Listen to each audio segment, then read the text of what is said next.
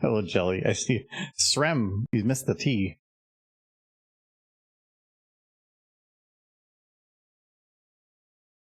Realize that if I'm running in 4K, I gotta go shut that off.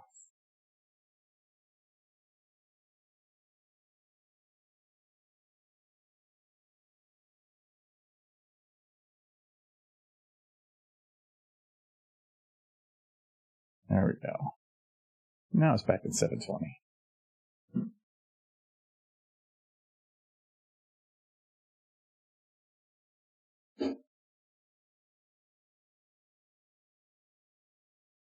Waiting for advert to end. I learned that, or I found that I really think an advert shouldn't play for somebody that just rated somebody else. Because like I hate it when you go raid something and then they're like they start asking you stuff, but the problem is it just started an ad. So then like, okay, I have no idea what you're saying.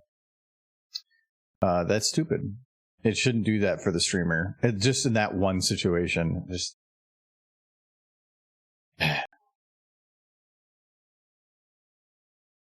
Nitpicking.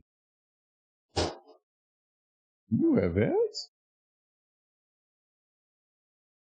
Yeah, I normally don't either. It's just I've had it more recently that when I join one within a very short period of time afterwards. Normally it's not like the immediate moment I join, but within like the first 15 seconds.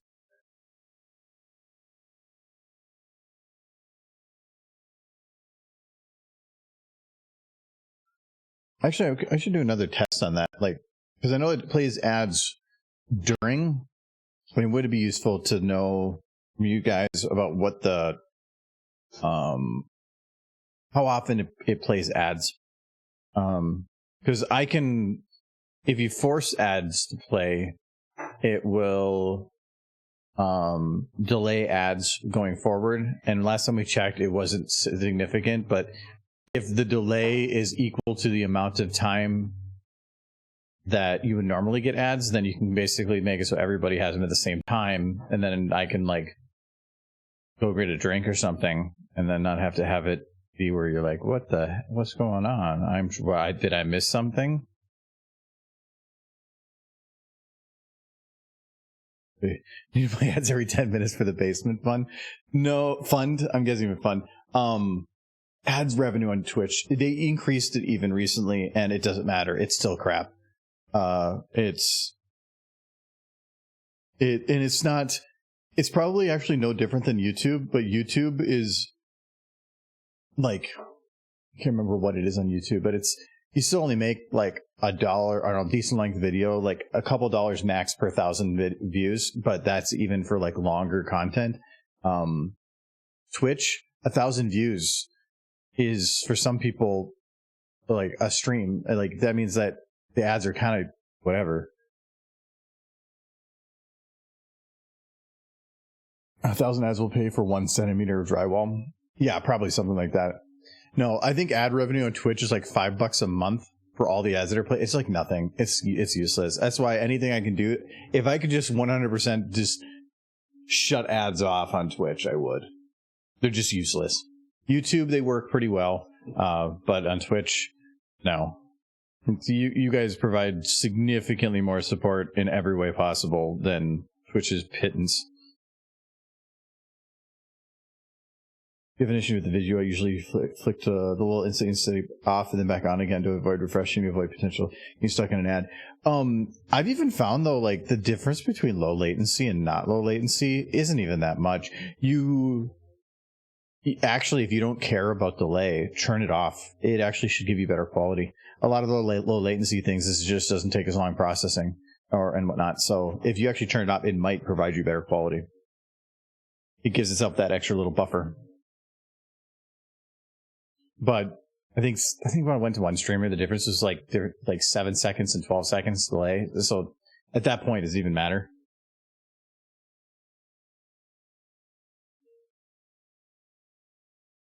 For me, it's usually just the start of the stream when I first join, and then you get none others throughout. But I know somebody else was talking about it before. But the VIP, I don't know if that's quite for just regulars. It could be that there's something with that. Actually, how many VIPs do I still have left? Hold on. Let me see here.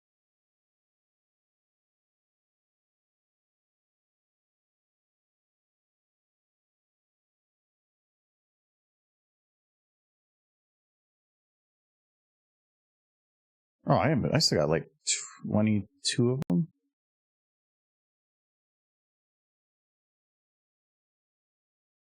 Who am I missing that's here all the time? I just added Jelly. Oh, I don't have Matt, but I think, do I have you in a different name? No, I don't. You're here all the time too.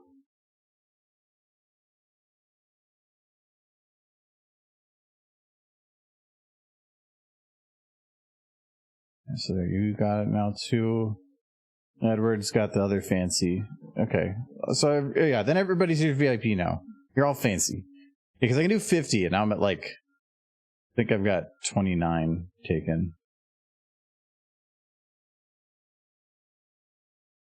In fact, Twitch bypasses ad block plus.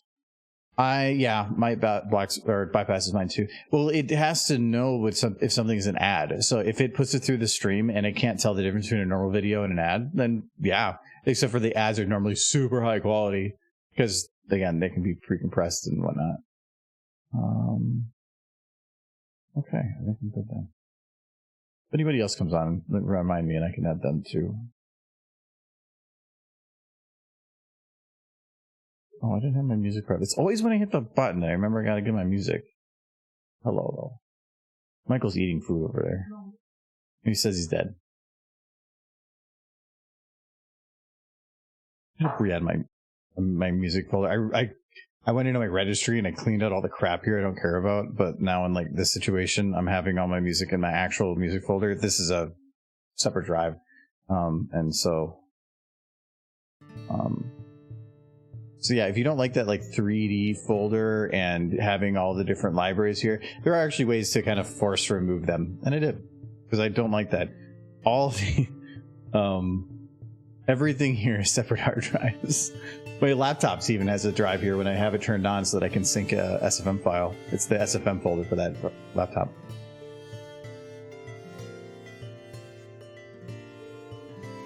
Don't add the Nolan. He's a weirdo. I already did. I did like probably a good year and a half ago.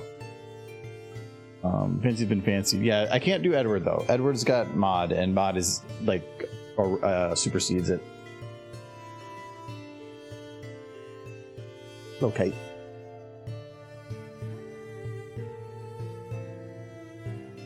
No, you're allowed to do like 50, and we have more, like probably around that many regulars. So anybody that comes in that I recognize the name, I might just toss in there because I can't remember what the perks are. Is it no ads? I think it's. I don't think you get cooldown if there's a cooldown running and some other stuff, but we don't have any of that anyway.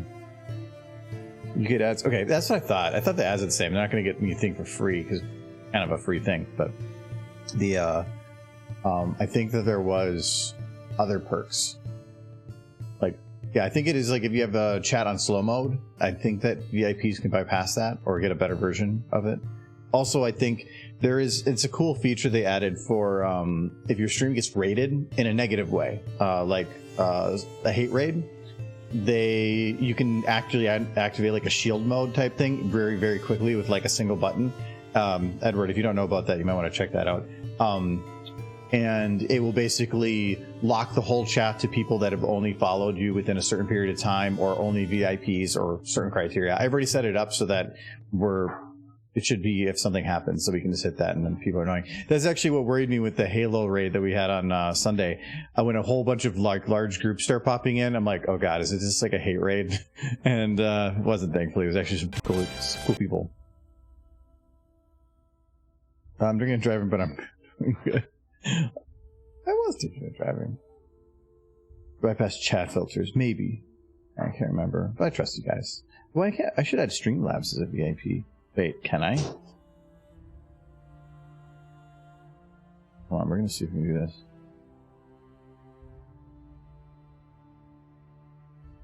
this. I can. Hey, you're a mod. No. Did I put him as an artist? I'm just gonna put VIP. Yeah, there you go, Streamlabs. Yeah, good for you. Good for you. That's what you achieve in the world.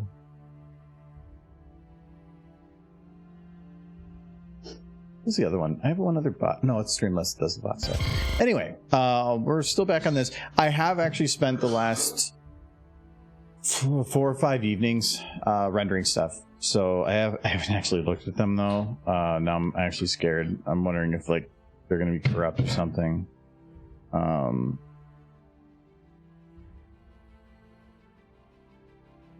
Big thing is you go right to the end and see if it's inverted colors, and it's not. Okay, so it actually did. Oh no, that one I had to go back and re-render, so that one's fine. But it's me. I live. I was dead for a minute there, but I got better. Look, we got some of these rendered.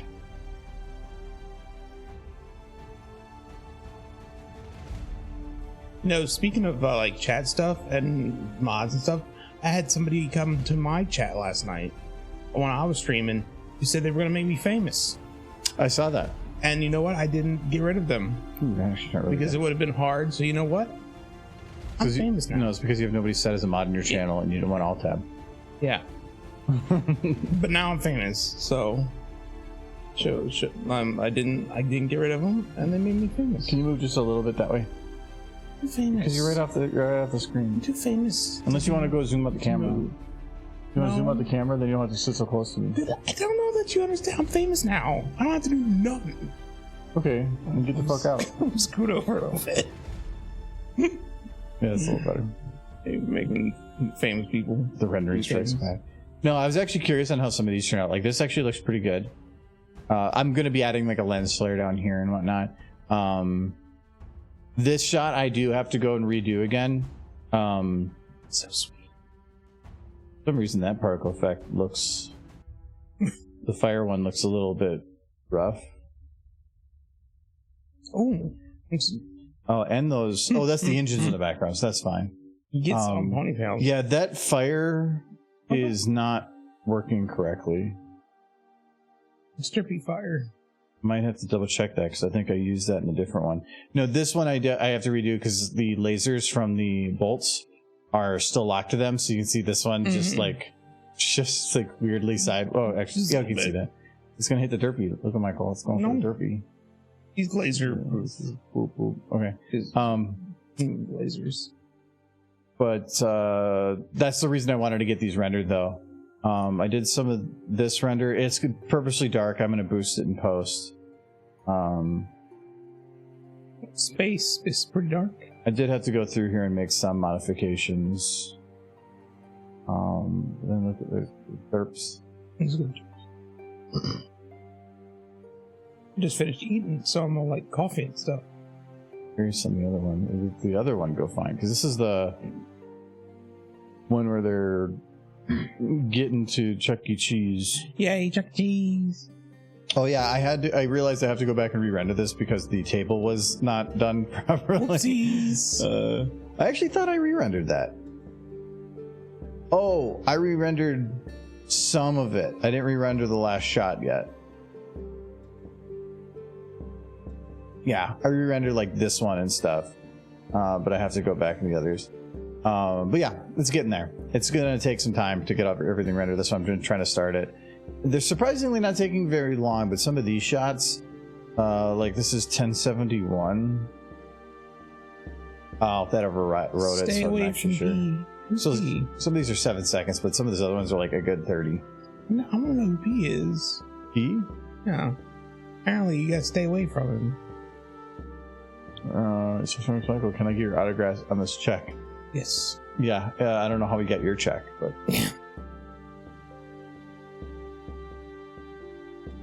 What do you mean by P? In that file you just opened, it just kept saying stay away from P. Derpy, stay away from P. Don't touch it. You don't know who that belongs to. No, that was the name of the shot, so whatever I named the shot, it's going to do. Don't touch the P, Derpy. Wait.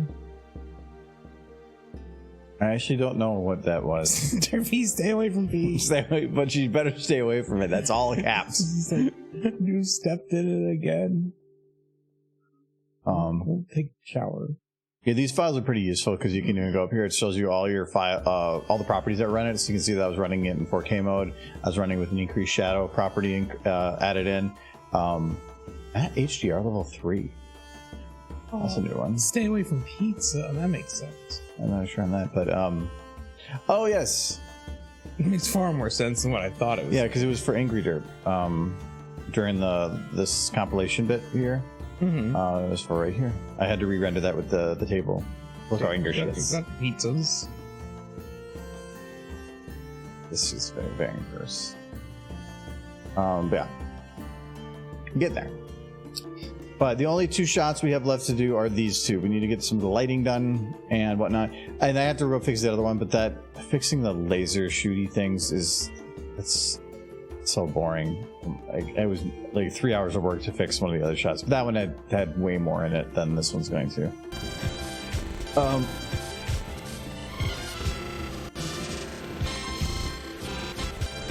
Trying to think. So when you have like an 80s aesthetic. Trying to think of other things they did in the video that were really cheesy. Did they like do the stars kind of like, wasn't it the slow stars coming from the center of the screen? The slow stars? Yeah, like they're like when they're providing like they put the stars that slowly kind of emanate from, but they were super cheap and cheesy. I think the 80s was really big on triangles. Well, I'm not going to put any overlays on triangles. Yeah, 80s love triangles. They use triangles for everything. I thought that'd be 90s. Nah, 90s. These all the shapes. High color, like it was high think colors and shapes. Think Saved by the Bell. That was very 80s, but it was in the 90s. But it was very 80s. What's better, udon, soba, or ramen noodles? Udon noodles are actually pretty good. How do you like udon? I eat ramen every day. You like faux nudes? So. Can't say that here. That's breaking terms and conditions. Faux nude soup. Let's see here. We're going to just, I think... I posted you my noodles. Should I respond? No. We're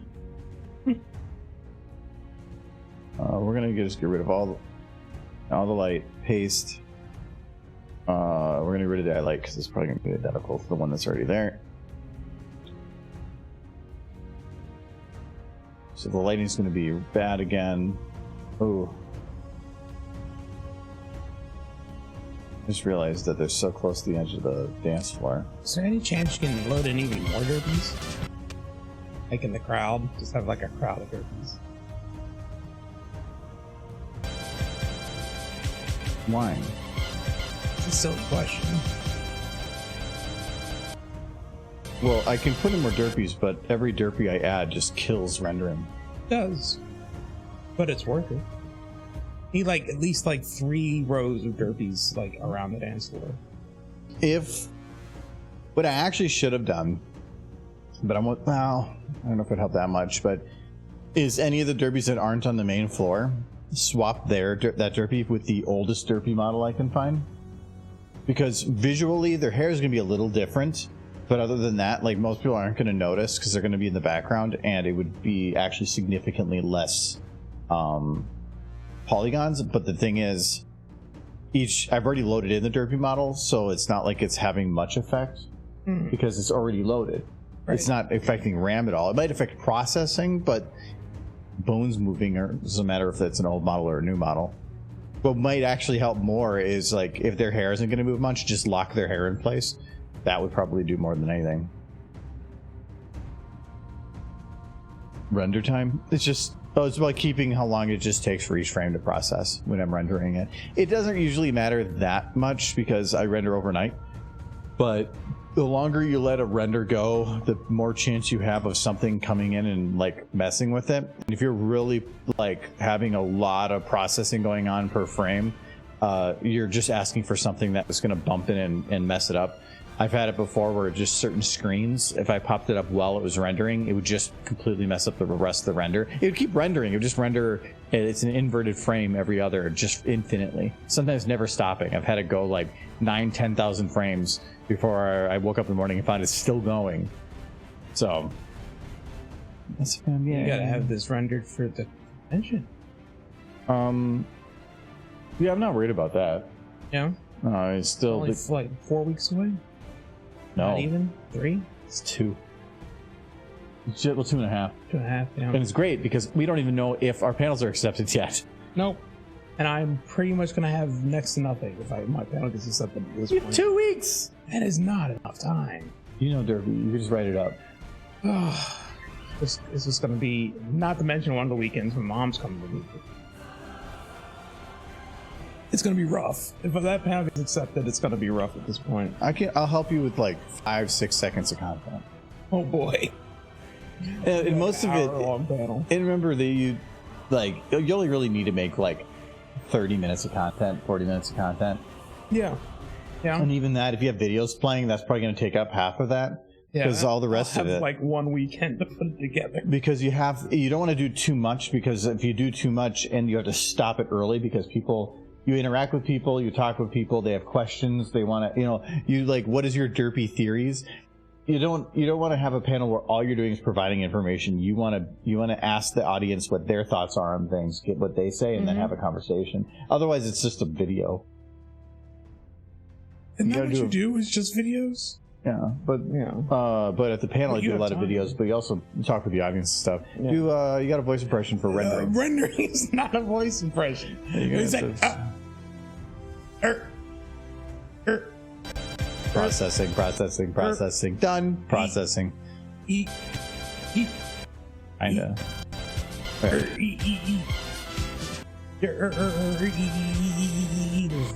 Picking up speed now. Like the old CD spin drives, like that's something made, right? I don't know. I haven't had to listen to one of those in a while. Like, yeah, that's the sound they made.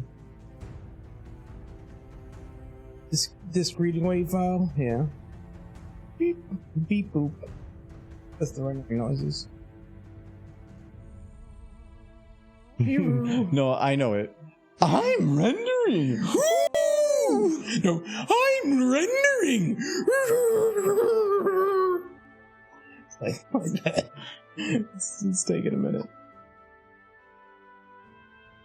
We got it for you. Mm-hmm. Did it.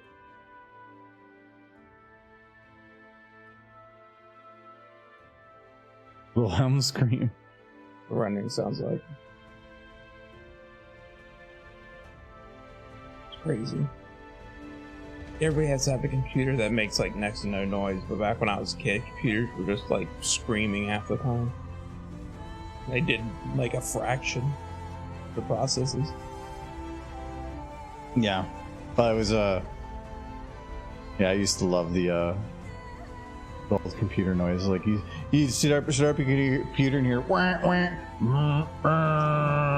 You wanted to get on the internet? You're like, okay, I'm gonna go play some games.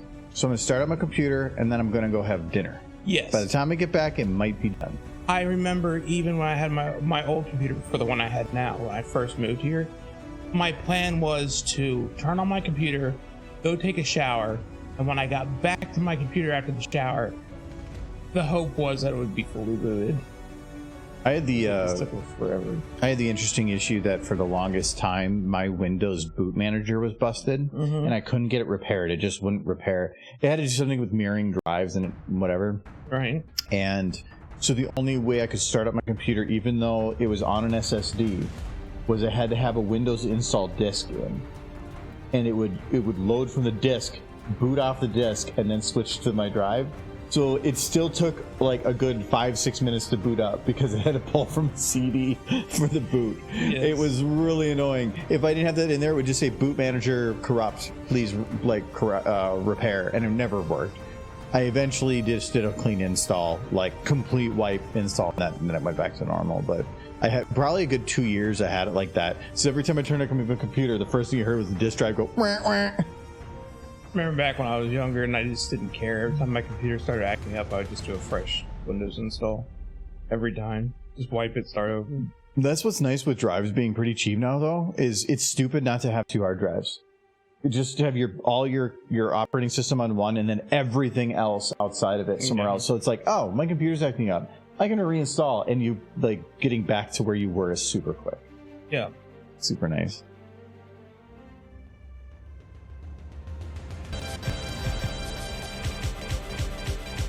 Yes, Alex, you got here just in time to hear rendering noises we were making. Oops, I messed up a particle. Got to re-render for another 9 hours. Well, and the problem is the one problem with particles that we have is when you're previewing it, particles look one way, but on render they often look a different way. And there's like a lot of it has to do with when you start having it do oscillation. Any property that you add to a particle that says like oscillate in some way are the ones that I've had the most problem with. And oscillate means like to have a particle kind of do like a wavy motion through the air or something. I don't know why, but it just on preview it looks perfectly fine, and then when you render it like the fire that was in the other shot, it just throws the fire in random directions and they just start flying around. It was it's really annoying. I've had so many that do that to me. I feel like we're starting to reach a point in computers to where like we're reaching a point like, sure, we can get them to do more stuff, but to what end? Like, I like to see VR stuff come further, but I mean, how much better can you really make things look and have anybody care? Like, I feel like a lot of the newer, like, better gaming experiences are all just like saying like too much. Are all, they don't care about the graphics, it's about the gameplay. So, but even a lot of those games is they take advantage of the overhead that you have to usually do something else that's fancy. They drop the graphics processing to, like, Minecraft is a game that you can, it's not a pretty game, but instead they just have a lot of utility and they can build it to be functionally cool. Yeah. So, but if they didn't have that overhead, they wouldn't be able to do that. Yeah. So, like, or Terraria, or a lot of those games, you can start running into some issues because there's just so much stuff that goes at the I would system. like to see computers get to the point where they replicate the entire world that works on all the actual physics of our world. Well, that would be impressive. There was a talk of like one of the things that would be really cool with AI tech is to have it where each person could use one of those like chat AI techs to develop a background and actually, while you're gone, provide an actual environment for them to develop. And then when you come back there, it isn't just them going through certain motions. They're actually developing and building themselves based on these an AI algorithm, and that they can build on itself, so that they can actually get in relationships and then get divorced and stuff. And it's just all this that's going on in the background. Yeah. So you can have an actual world instead of what they program the world to be. So if you go and like murder somebody, maybe they'll be really angry at you, and then like maybe actually plot your demise and then like attack you from across the map or something, like, because that's what they're built. Like, I think that would be kind of cool. It would be kind of cool, but for an AI to reach the point where it feels emotion, they're not. It's not about feeling emotion. It's just terrifying. Yeah, it's just it knows that in this situation, it should have an emotion, so it simulates an emotion. Because a person told it should feel that way, right? No, that's a black box. Most of the times they don't know what's going on inside. Yes, I know. But the person programmed it to react that way. No. It didn't just learn on its own. No, it did. Because if it learned on its own... No, it's not about learning. It's about... All it is they give it... Why would it feel that way if it was just acting randomly? Because it is given... A lot of they're large language models, so they give it an absolute ton of data to crunch through, and it says, based on a previous situation like this, more than likely this should be the thing I should do. So it's not that it is feeling it; it's saying, based on everything we've been provided before, this is the appropriate response. Yes, but you're talking about emotional responses. Yeah, no, it's not. But the emotional is the reason for it. But it's saying, if you went and murder a guy's family, it's saying, well, in other situations, the appropriate response should be this. Why would it care? It doesn't. It's just responding accordingly. Yeah, but why did it start responding that way if it doesn't care? You're assigning an emotion. It's not. It is saying, Okay, so a person assigned it that emotion. No, it gave it all those like ChatGPT and all those is they are just given a ton of data. Yeah. And that is it. Yeah, I know. So they're not told what to do. Most of them, they don't know what they're doing inside. Yeah, I would say none of them know what they're doing. Yeah, but it's doing is you're giving it a ton of data, and it's saying based on, if you give it A, based on all this history it sees, more than likely I should do B. Okay, so it's basing it off of like the writings of people from the past. Yeah, well, whatever you give it. So it's the things you're giving it are things people make.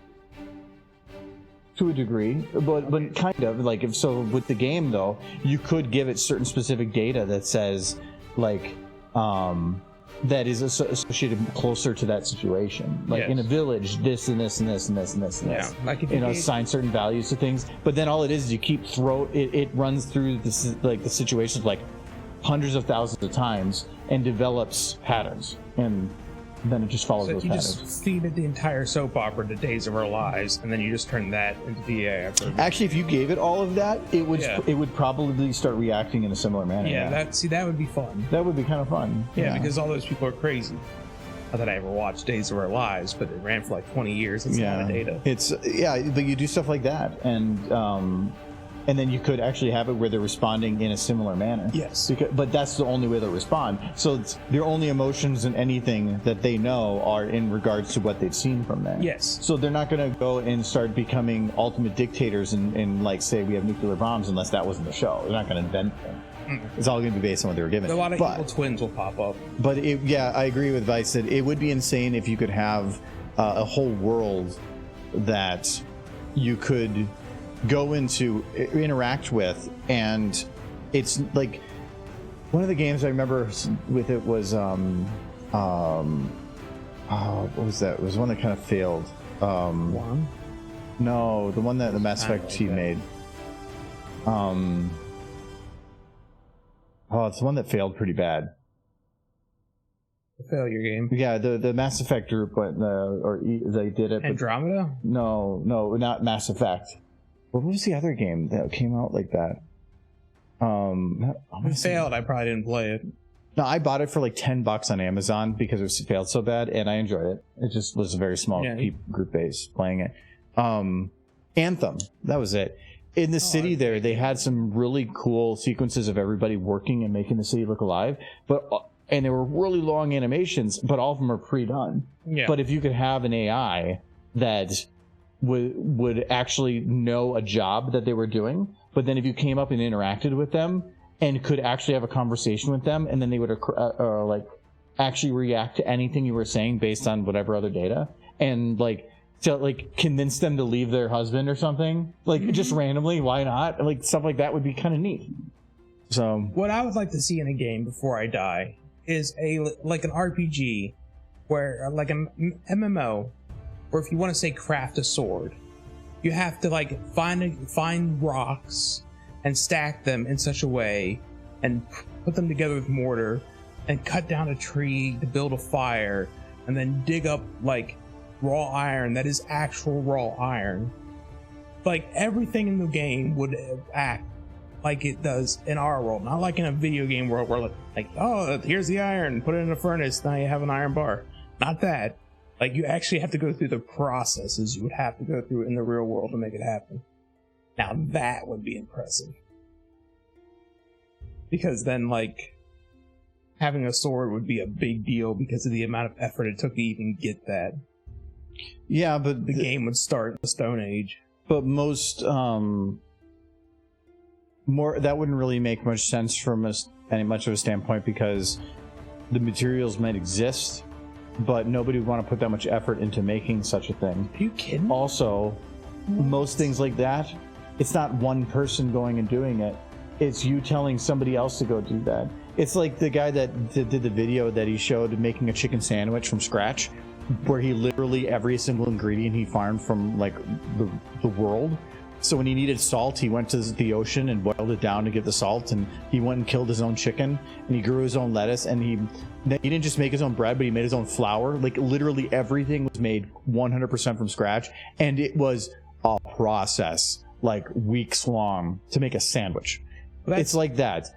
more than likely, you're not going to go and farm the iron. You're not going to go and smelt it all down. You're not going to do it. There are other people that do all that. That's why you have tons and tons and tons, like hundreds of video game children. Yeah. You get them to do it. But that is what video games are. Yeah. Is you go to somewhere and you go and buy the iron. No, you got to go tell them to go mine the iron. You got to put your children to work. I know. You can go tell them to do it, and then they go do it. Yeah. But then at that point, it doesn't matter what it looks like in the background. They can just come back and say, "Hey, look, I have iron." I like the idea. Why would they put all the effort into making them actually go get iron? Because then you can have. You're like, I don't want just child labor. I want to make sure they earn it. I want to have babies clawing at a mountainside for copper. That's all I want in life. Just wading through the mud, saying, "Daddy, please." Okay, Elon. And then you just hit them harder. Hit them harder. It's like, I'm only 2. Dig through the mud, child. I need that special rock that looks like the Fonz's head. Imagine making the AI go through all 9 seasons of G4 LLP. Like was it Purple Smart? The AI that's been trained on all the art from there. And that's actually one of those that shows that if you have it's not the best one. A lot of the the best AIs we're going to see going forward aren't the chat GPTs. It's the ones like that. The ones that aren't just learning something general, trying to be a general something. It's something that is ultra focused on something, and then it can actually give you correct and good answers. The problem with like ChatGPT is it can be wrong because it's pulling from data from everywhere. I would agree if novel AI was way better at doing ponies than Purple Smart. I'm just saying any AI. It doesn't matter if it's Purple Smart or something. It's these specific AIs. Those are the ones that I think are going to be big, like a home assistant that is trained on general home assistance in a general fashion, but then seeing your patterns, like it knows that when you come home, specifically you to do certain things based on your specific needs, stuff like that. But it's built then for just a house. It's not something that also knows how to make a cake. We just need we need that Rosie robot from Jetsons. With all the AI that's out there right now is like, I think there's like 4 levels of artificial intelligence, and we're at like level 1. Yeah. Like we're nowhere near like full. So I'm just saying, whatever. I want a Rosie robot. I want her to make a cake. How long until you think she ends up murdering? Like, I love how you say, you know what? I want this. And then I want her to kill everybody. I don't want her to kill everybody. You just have to think. That's what happens in all the movies and stuff, right? The robots find the best way to do something, and the best way to keep the house clean is by murdering the people who keep messing it up. That's what the robots are always going to do. Yes, because every time TVs and movies know better on how AI works. If AI is working by doing a bunch of different stuff to figure out what works best to achieve their goal, then eventually it's going to find out that the best way to say keep the house clean or keep everybody fed is to make sure they're all dead. Well, that's why you don't let like large language models figure or run things on their own, because they don't have any morals or anything. They are literally just going through algorithms of efficiency. So yes, if you gave them a gun and said, like, what's the solution, they would have no hesitation. No, but Rosie probably doesn't. No, she would just snap your neck and be done with it, and then put you out with the trash and never have to clean again. Dust a little bit. But what if she likes cleaning? Why would she like cleaning? It's all she knows. Yeah, and she's doing her best job, and part of that involves getting rid of the mess. And we're a bunch of messes. I mean, eventually our Roombas are just going to eat us all anyway, so. I have to put the Roomba back out. Now, I'm excited for AI, but I think that we're also just in we're in a time where the tech is exploding, but there's not much more that's going to be done, I think, using the tech that we have without it being reinvented. So we're getting very close to like the weird science robot lady, I'm telling you. No, but from a human standpoint, having somebody that is truly alive and looks alive is a very fine line. Well, but the thing is, we have no definition of alive. Yeah. So, I think our definition is a heartbeat, but that's not going to be cutting it anymore. And we'd have to come up with a definition, but then the moment we do, rights would have to be written up for them, and But then, like, No what's the rights. difference between them and a dog? Do the dogs then get the Also similar? get rights. No, but then, well, why with the computer? It doesn't. Yeah, but then it gets access to our nuclear codes. Who gave him that? They did, Well, because they were hitting on the guy that had the codes. see, this is just going back to Rosie murdering us. Except now it's No, nukes. it's an interesting situation that we're going to be in, but we're not going to have true AI for decades, probably, at least. Longer than that. Right now everything is just based off patterns. You can say our brains are Yeah. just patterns. Kind of. Yeah, well, you're born and everything that you know or understand is based on everything you saw or did, and it's your body just seeing the patterns and adapting to it. But then you give it 20, 30 years of that much information in a very specialized system. Maybe the large language models are no different to a degree, but it's not going to stop people from abusing them and making sex dolls with them. And Oh, I mean, that's going to be what drives it. I mean, that's where it's sex and drugs are the ones that do the money. Yeah. So you're going to have Chappie. Ooh. But with boobs. Maybe not that. What do you mean not that? You said the sex robots. I know, well, yeah, but like, let's not immediately jump. So, like, okay, so when the robot overlords hear this later, I do not condone or accept the words that Michael is speaking. I do condone them. I'm sorry. Scratch that. Like, come and get us, robots. Yes, come and get me, baby. Oh my goodness. That's what you were saying. Well, I mean, I was thinking about the movie Bicentennial Man again. And I was you thinking, want Robin like, Williams? Yeah, the one with Robin Williams. I know, but like, do you have a thing for Robin Williams? Is that what No, you're saying? but clearly, like the lady who married the robot dude, Yeah. was he just like her fancy fun time robot? Well, at that point, it's like I forget what you call them. Like, it's somebody that like who they love has nothing to do with their. If I fall in love with the toaster, Well, if it loves you back, sure. I can't. It's But a just don't give it a toaster. bath. And neither can You know what? Bicen- Go give it a bath. Actually. You know what? We'll take a bath together. Me and the toaster.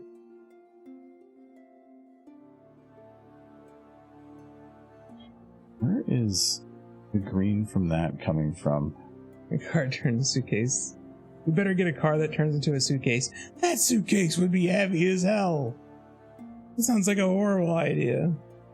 I do want a car that'll drive me places, but only because I want to sleep while the car is driving me places, which you're not, like, with the way things are now, you're not supposed to do that, but then why have it?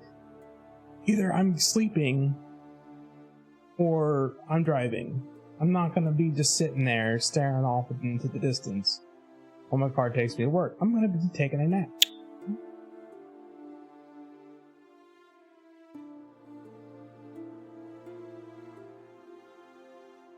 Mike, that's called a bus. No, buses involve you being like squished up against other people who aren't always very respectful of your personal space.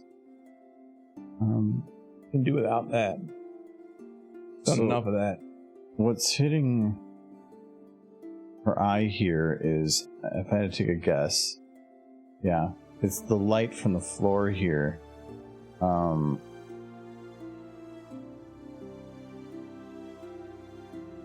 Just a peek, you just described the capsules from Capsule Corp and Dragon Ball Z.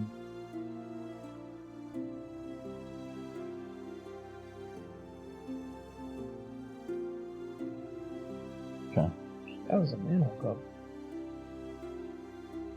Maybe it's Dairy Queen. Okay, so like it's sitting right there. But why is it not hitting anybody else's eyes? Oh, because they're not centered. Is the min? Oh, I can do min. Oh, okay, good. I thought this was going to be a situation where There, you did it. I'm just going to have a problem. I just developed tech akin to Pokeballs where you carry your car inside some. Yeah, that's basically what they did. So Dragon Ball's the future. Is it? Because all their crap seems like from the 90s. Let me double check here if If there's anybody's eyes that are getting blown out. Like she's getting a little red in the eye there, but that's from I think the dots. The drugs, okay. Why there's the sparkles. Okay, so I can see one right now. This one's eyes aren't. I'm not gonna bother fixing like all the lights because I only really need to fix. Oh god. I need to get out of the way of the light metrics. Okay, now I can probably see. It's not that one. The one Pony Robot project I remember was the Sweetie Bot project, and that really seemed to go nowhere. That was them just again writing up just algorithms based on expected behavior. The only one that actually kind of worked was like the first one. All it could do was walk around in a square. And Hasbro's made more impressive toys. Probably actually get rid of some of these lights. Let's see how easy this is.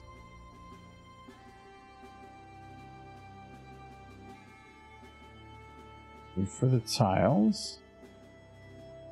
Oh, it's actually really easy. So, like, do I notice that red one ever? Yes. And you can even see that one a little bit. So these four, this one, one's slow. These ones can all be deleted.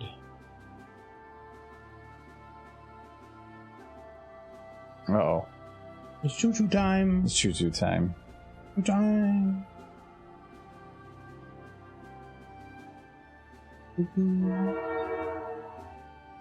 We'll probably get rid of those ones too. This might help a little bit with processing, but probably not all that much. Train. Short honk. There it is. Now we need the long one. There, they did two shorts. I think they just do whatever they want. It's almost always the same, but I think that nobody's gonna like honk. This is honk. Like when we used to have the old plane. Does anybody remember plane days? Because if you do, you've been here much longer than I think anybody else. I remember. Do you remember plane days? Yeah. That was actually 2 properties ago. Mm-hmm. I remember watching. Planes. Maybe they're watching the stream and they're playing with you. Oh. Like that train's always blowing their horn as they're going over a crossing or whatever. Because imagine every car like blowing their horn every time they go through an intersection. Be madness. Well, what I don't understand with the horn blowing is that if you're a car, you're going to be window shut or whatever when you're coming up the intersection. The thing's already coming down by the time they blow it. So who's it for? Well, it's not all crossings have those things. Yeah, I know, but they do it at that one. So that means that they have a warning on the tracks further back telling them to do it. Yeah. So yeah, if they're doing it for the intersection for cars. It seems like overkill. It seems like overkill, yeah. I mean, I may probably understand it because it's them saying, well, if something happens, we did our due diligence. Yeah. But it's fine. It's like maybe not even once a day they come by, so doesn't bug me too much considering. Unless it's like 1 a.m. and the train does it, then I'm a little bugged by that. But yeah, my room doesn't have it nearly as much as you do, so it doesn't bug me. I'll be like finally drifting off to sleep, and then like 1 a.m, and then from there. Remember the woodpecker? Oh yeah, the last place. A freaking bird would wake me up. I'll tell you, this morning it was rough because I woke up at 5:30 and the sun was already coming up. Yeah. And it was in my eyes and I was sad. No, I love the long, super long days. The sun comes up. When I used to work overnights, Not that early? no, when I used to work overnights at the peak of summer in Minnesota, the sun comes up about 4:30. Like I would be getting off work at like 4, and the sun would be peaking the horizon, or not peaking, but you could see the twilight. And by 4:35, the sun would be fully up. Yeah, it was kind of nice in the summer because it was just, it's that early in the morning with just everything coming alive is super fun. I think it is pretty crazy. When it's like peak summer and the sun it'll be like 9:30 and the sun will still be. Yeah, that's good. Yeah, but then in the winter, it's the opposite. Yes. It's like, hey, look, it's I got to work at 8 and the sun, it was still black out. Mm-hmm. And when I got off at 5, it's black. Yep, you don't get to see you get no sun, like depression abound. I like it. Yeah, because you hate enjoyment. I hate the light.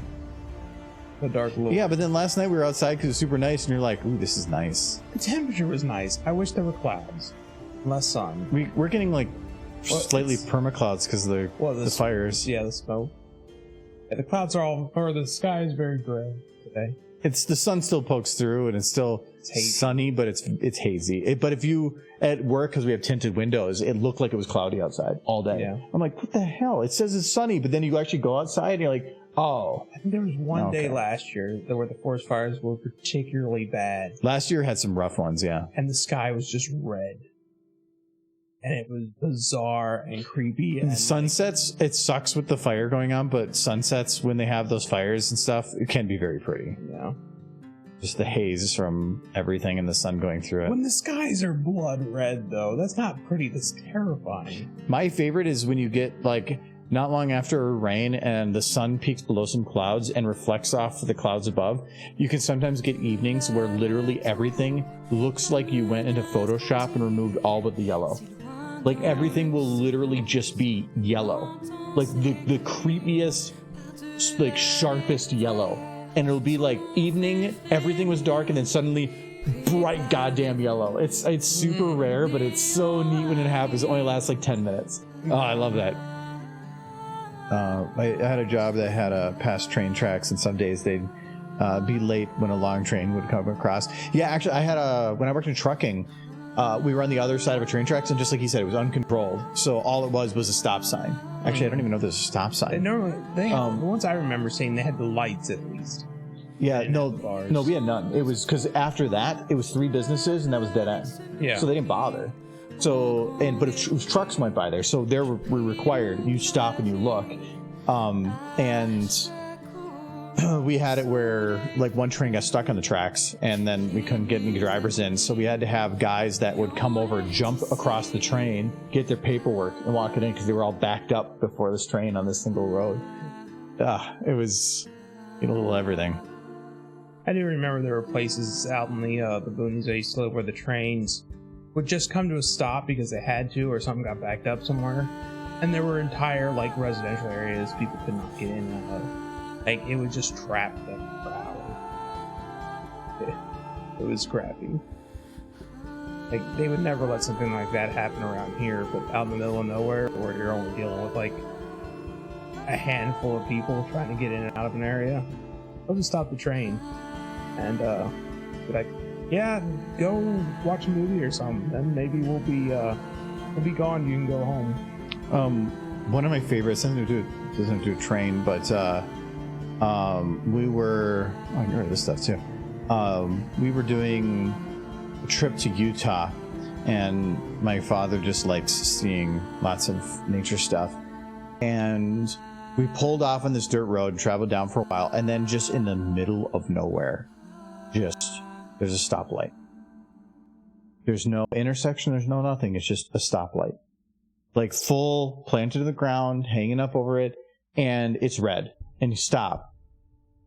No signs, no nothing. You're just like, it's a dirt road, one way. Sat there. I'm like, Okay, why are we just sitting here in the middle of the desert at a stoplight? And we waited and we waited, and then out in the distance, you could see a truck coming, and the truck came down the road, came to the light, and then slowly slowed down in front of us, turned around and right in front of us, and behind it said, "Follow me." And so as you wait there for your escort. So you wait at the light, then the escort truck comes, and you follow that. They didn't get out of their truck or anything. They literally just let the ass tell you where to go. Yeah, and then because it was like 3 miles, you had to go down this road to get to the place, and they didn't want people getting, I guess, like lost or something out there. But it was just literally stopping in the middle of the desert, just like it was like a surreal moment, like seeing something that doesn't belong. And just like, here's a light fully implanted in the ground and everything. It should have said on there like a sign, "Please wait" or something. But nope, that was how they thought they would do it. I think the only thing that it's not really similar, but it made me think of it, was I always knew if we were going past somebody's place that was either a really well-off person's place who had a lot of like local influence, or like a country club where those people went to, because there were some country clubs out where I lived, and the thing was, there'd be a main road going through an area, and it would just be a straight shot until you got like across from the wealthy person's house or across from the country club, and then there would be a stop sign, not for them, but for anybody else going down that road, because they wanted it so that they could just come straight out without having to stop. But they wanted other people to stop for them. And it was kind of bizarre. It was basically them exerting their place of privilege over where stop signs go for their benefit. Interesting.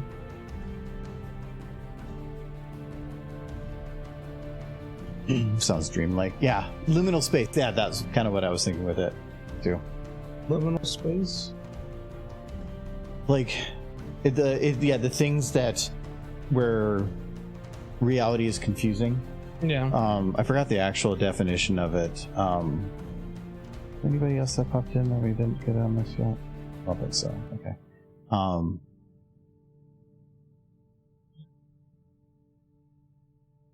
Yeah, liminal space refers to the place a person is during a transitional period. Yeah, so things that seem to have like an infinite realization aesthetic, portraying empty or abandoned places that appear eerie, forlorn, or often surreal. Have you ever played Superliminal?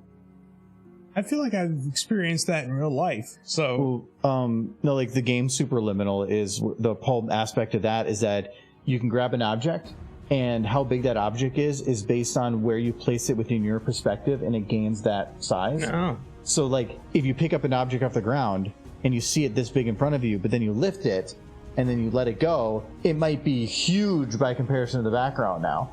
And so your whole control is you can grab a big object and move it closer to the ground and it'll shrink it. But in your perspective, it doesn't change at all. It's when you let it go that you suddenly see it in this new perspective.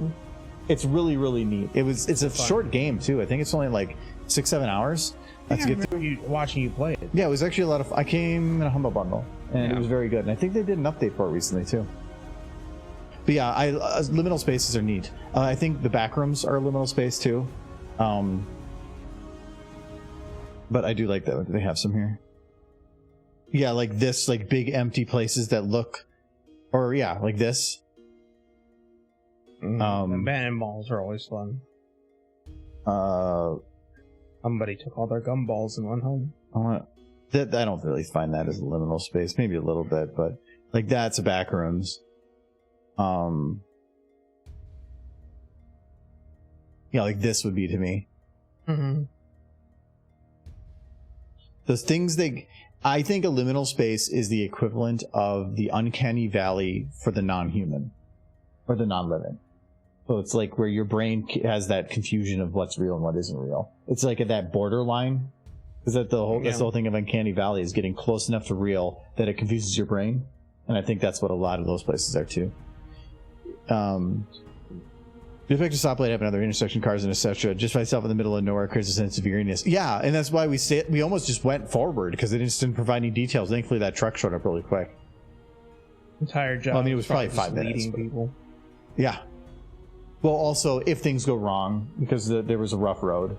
So, if like you popped a tire or whatever. He's there to make sure people don't die. Yep. Which implies some people had died. Or gotten in really rough straits, at the very least.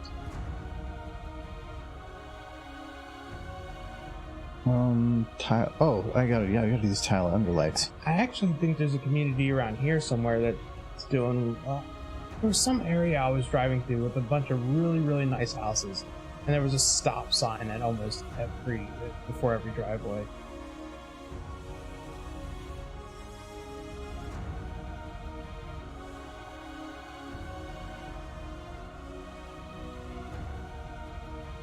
The easiest way to do this, I'm just going to shut off every light that isn't what I need. You think we put a stop sign out in front of our driveway, that would fly? Make sure people stop to let us out. You have problems with people not letting you out? No. Yeah, I've actually had surprisingly no issue with that. But I want to make sure, and if they don't stop before moving on, I want the cops to get them. I don't think you can place a stop sign and then say this is now legally enforceable. Yes. So that might be the issue. That man just ran a stop sign, and I wanted to just get out of my driveway without having to look both ways first. Arrest that man. Actually do like a partial double on that one. So this is another red light, so we're going to put this for the one over here. No, I already got... No, I already got you. No, actually, I did get that one already. Okay, so we're going to just do that one back here. And we need to make it so it's green. just have a watch people pull up to the light and just, like, I decide when you leave, and then you hit green, then you go right back to red. Like, aha! Like red light, green light.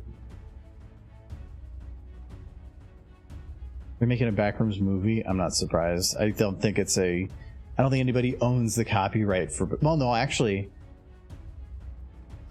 that one original video where they're like doing a movie crew and that guy falls into the Backrooms. Was that the first instance of it being done? I think that even wasn't the first one. I think it was mentioned on some Reddit forum or 4chan or something. The idea of it. It's a liminal space. One of the more popular ones. Oh, so it's like it's supposed to be the backspace to reality. So like it's the area you go into when you no clip through the world. And so then that thing was like a guy filming something, and then he like trips and falls, and he falls through the world and ends up in this place, and then it's a whole series of him like in this uncanny environment trying to find its way out. But I no clipped through the world once right after a raft stream. Oh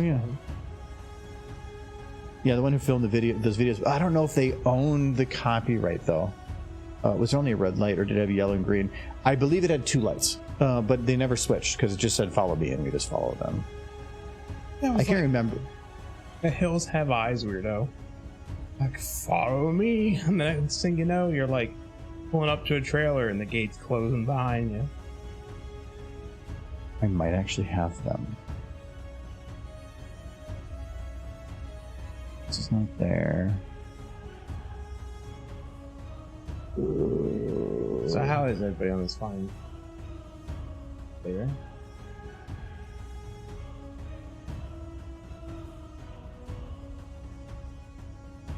It is another nice day. I don't think it got as warm as I thought it was going to. I didn't see it get above 74. I know I moved everything over. Where did I put it? Somewhere. I don't know what you're looking for. I have a picture of that stoplight. I had to recently recover one of my drives, or recover some data off one drive, and that allowed me to pull off a lot of my old pictures and stuff. But I swear I put it on the network so that I didn't lose it. But I swear I put it under... No, it's on here somewhere. Oh, it's under miscellaneous. I'm stupid. Oh, I didn't... Oh, there it is. My pictures. Okay, I found it.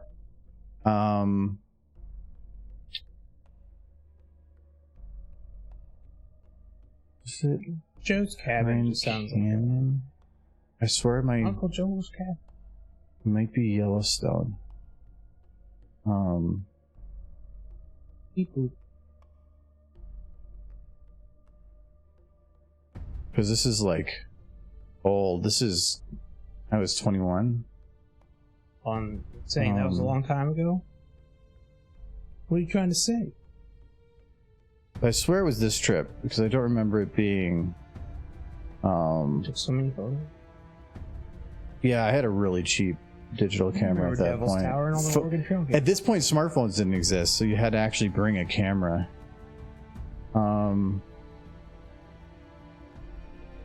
I just don't know who's in these pictures, so I just don't want to make it big. I remember taking a picture of it because it was hilarious. Unless it was... That was... It might have been our trip to the Grand Canyon. Small icons. Use small, medium icons. There we go. Because I know it'd stand out that there was just a light in the picture. But I can't remember which trip it was at because we went to similar places. Desert. It was very deserty. I'm not seeing it here. Because now it's like I bring it up and now I feel like I need to get the picture.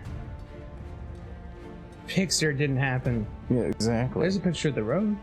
There's a lot of pictures of road. This one actually had a much better camera. I was into photography for a while there. Is it this one? Nope, that was just us. Hey, Route 66. Yep. Look at that. A road nobody uses anymore. Every more? Every more. And this is towards the end of the trip. It's the discount rate. If it's not in this folder, I don't know where it is. We had some really cool scenic shots though. Like there's some beautiful weather out there and whatnot, so it was very enjoyable. I like that area. I do want to go back down to Zion again. All roads lead there. Oh yeah, like this is Zion. We were there when it was raining and it was low clouds coming through. That's what I'm looking for really cool. Like this Finger Canyon calling in. And I think it was like a mile high. I think it was like really tall. Yeah, I don't think I'm gonna find it without some digging. Oh, I did like this picture. When we got to Bryce, it was snowing, so I said I'm at least gonna get a good picture. So I just took a picture of the brochure. Wonderful. I don't like a stoplight. Get away from that. No, that was Zion. It would have been around before or after there. This is all Bryce. Yeah, I bet you it was from our previous trip before that because I thought there was other people there too. So I'll have to maybe see if I can find it in another day. Another day. I bet you I have to go through that other one, but I know I had a picture of it. Oh, one of the ones that actually is really depressing. This is Goblin. Birdman. Before it got destroyed by all those Boy Scouts? Yeah, so this is Goblin, where they had all these, like, looks like mushroom rocks, but it was defaced, and they had to shut the whole park down because kids were stupid. It was super cool. And we got there when the sun was setting, so, like, it was this really cool long rocks and everything. Yeah, and that was my dad walking. But, yeah, that was super cool. It was like walking through a village, like, frozen of mushroom huts frozen in time. Yeah, and then Scoutmaster with a bunch of Boy Scouts showed up and started knocking them over. A lot of them. Yeah, knocking them over, causing just a lot of damage. They had to shut the whole park down. So I'm glad I got to see it beforehand, but I'm hoping that they got in like big trouble. I mean, there's definitely vandalism right there, but it's more than vandalism. It's irreplaceable. You can't fix the damage they did. Yeah, that was millions of years, and I'm actually kind of curious. I'm hoping that the guy got a lot of time. Well, and the kids got in trouble too, I'm hoping. Well, I mean, the kids are only so much to blame. It's the adult who was in charge of them to encourage their behavior. Yeah. That's to blame. That's stupid face. I mean, you want to look it up and see if you can figure out what happened to him? Sure. Because I'm kind of curious and I want to know that I want to know he suffered. I'll give that a sec. I just got one more light to do. What was it? Goblin Rock? Goblin State Park, I think. I don't think it was a national park. So it was actually, I think, cheap or free to get in. It was actually, for how cool it was, like, well, I think what helped though is going there when the sun was setting. Really cool. I think even my profile picture on Facebook is from Goblin.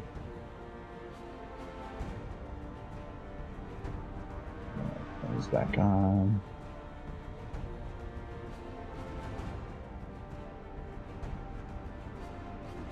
Worry about those rooms later. Talent under light. Oh, there was 2 extra down here. Yeah, I don't need it anymore.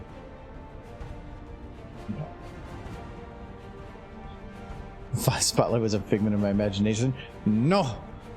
We'll figure it out. No, Zion was my favorite park we went to. Zion, then Goblin. Those were my 2. Zion was, I don't know what about it. Like, we didn't, when we went there was when the Narrows weren't walkable. The water was high.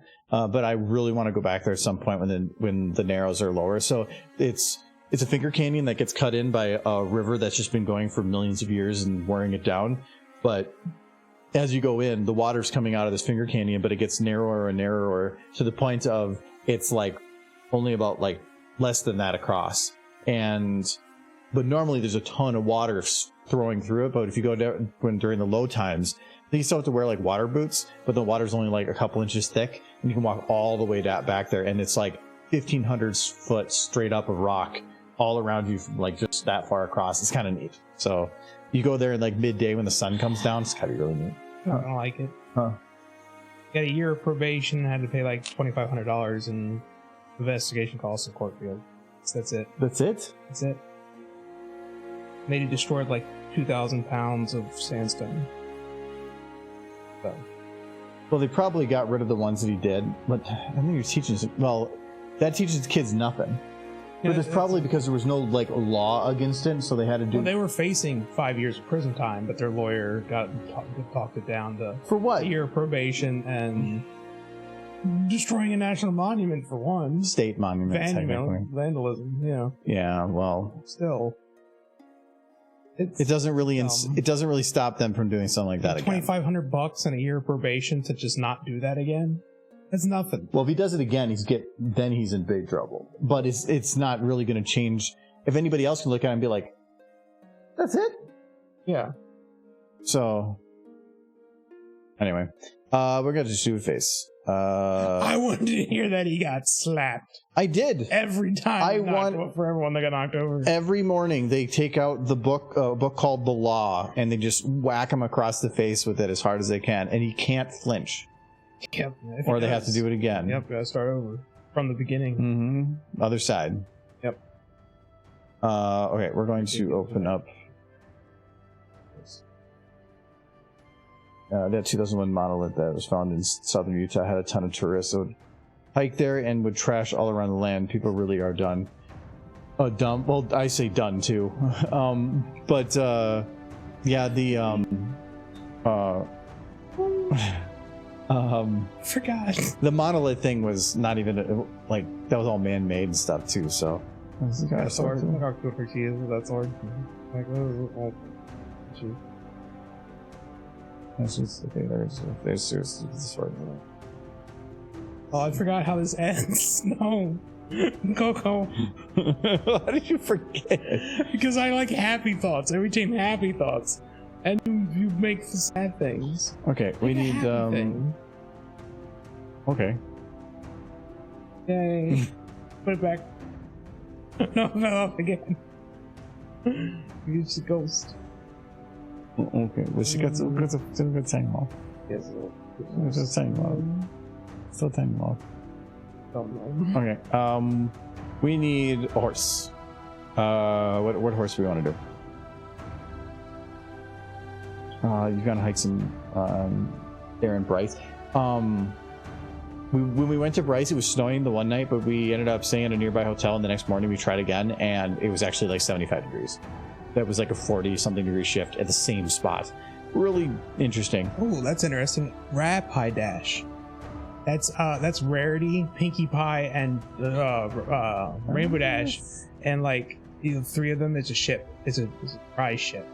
So you got to make them smooch. That's what a Rapidash is, or a Pie Dash. There's no Rapidash mod. No, Rye Pie Dash. You make them all kiss. I searched Rapidash and I got heavy. So you want heavy? Kissing. Or Bonbon Rainbow, and Rarity, and how about a ship Bonbon with a train? No, like this. Trains are loud. What she said. I'm pretty sure Rye Pie Dash is just. Well, you're going name. for like Fire Horse. It's a ship name. So we can grab Spitfire. How about that? Isn't there a version of Twilight that's just on fire? No, it's just particles that I used before. There's no version of her on fire. There was.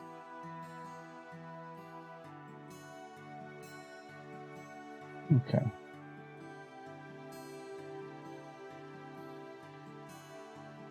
Look at your.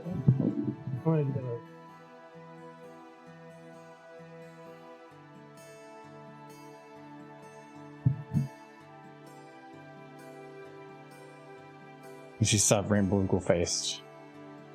So faced. She's like, I'm getting too old. I'm getting too old. I'm old. That horse is gonna replace me. I don't like it. It's like I will have to whoop her to stop this nonsense.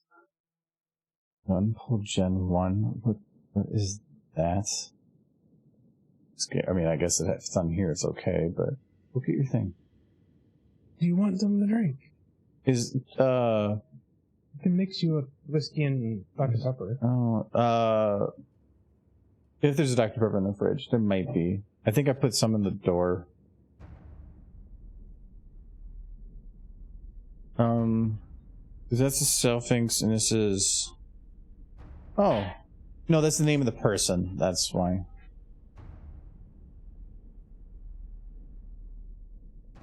But no, we can do Spitfire. We got Spitfire. So what can Spitfire do? I don't like this. Is just hold on. We gotta like make it so that's not so creepy. That's a little better. Okay. All right. So we got Spitfire. Let's close our wings first too.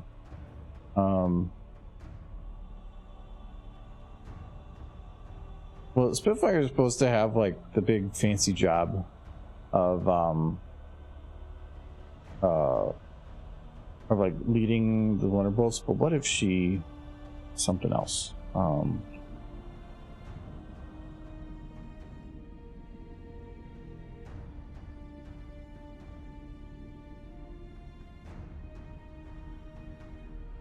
That one.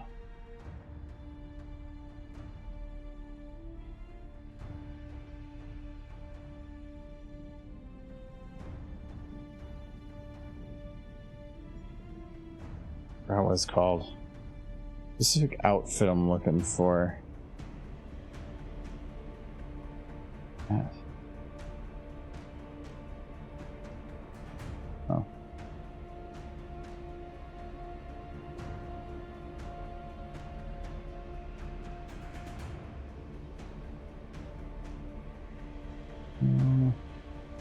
Grasping at straws on that one. I'm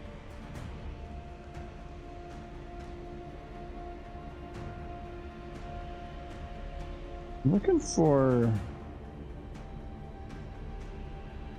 There's a certain little pip. Oh.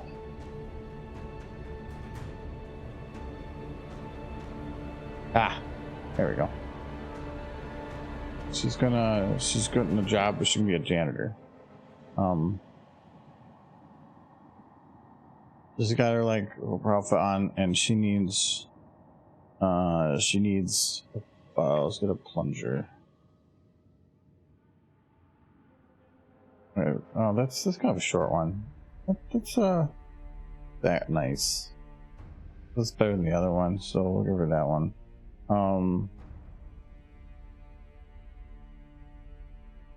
Let's see. Yeah, go over here. Okay.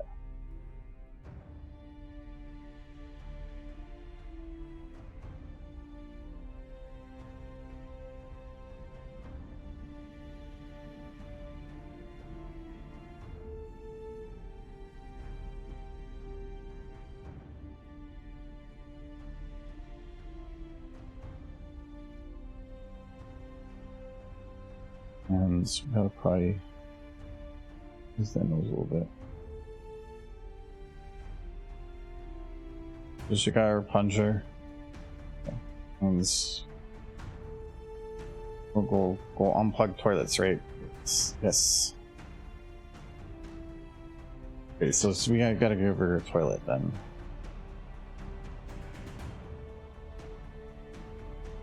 No, it's in the Gmod workshop. Yeah, but there's a whole process for getting stuff out of there.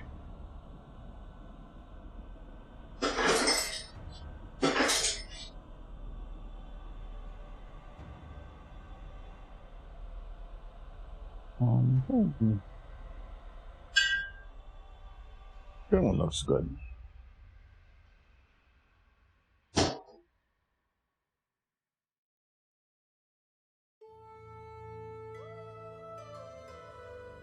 Was there Dr. Pepper in there? Perfect.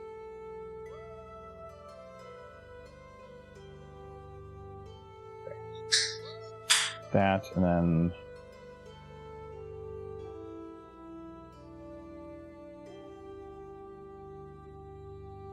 we need to go find a specific particle. Ooh.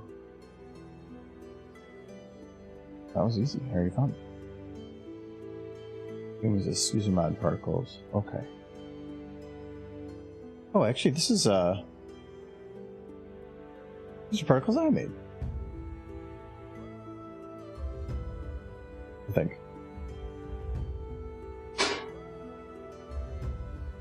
Nice to hear from our old friend Refrigerator again. I missed it. Oh. Yeah, well, I'm looking forward to when we can get downstairs. Tomorrow morning I have a quote or a call with the company that does structural corrections, and so hopefully they can get something figured out downstairs. Then we just need the electrical, and everything after that is just renovation, and it's easier to get somebody in to do that stuff. So I'm hoping we can get that locked in.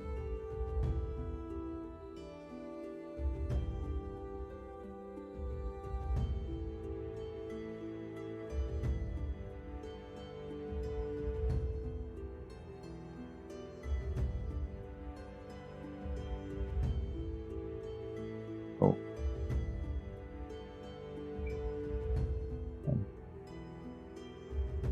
There.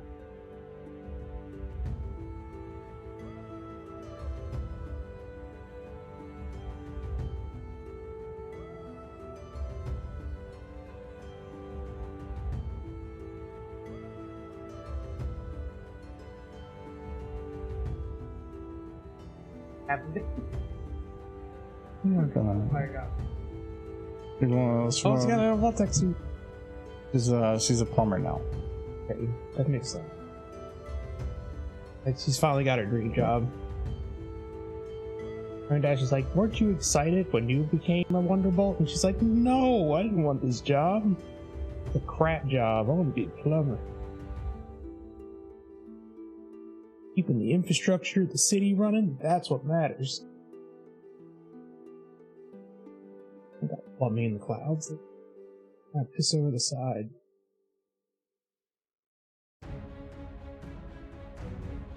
Very weird thing for a Pegasus to want.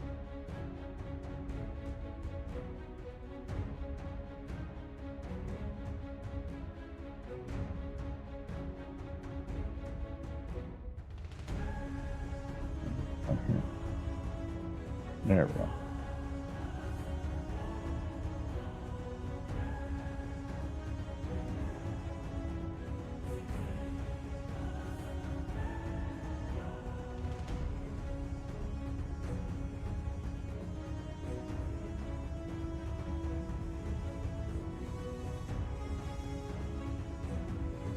I don't know the gooses. There's 2 gooses that have been like wandering around here. Yeah, they're like hanging out across the street. They have a lot of food on their lawn. Kind of just wander around this area. I never see them in the backyard, and I think it's because of their swan. I think they're afraid. Maybe. They won't get fight. Like that looks like a really big angry bird. He's got a pet swan back there.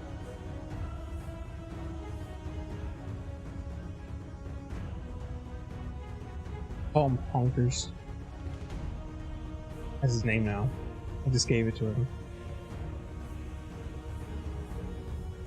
So ask him about his swan honkers in the back, hanging out.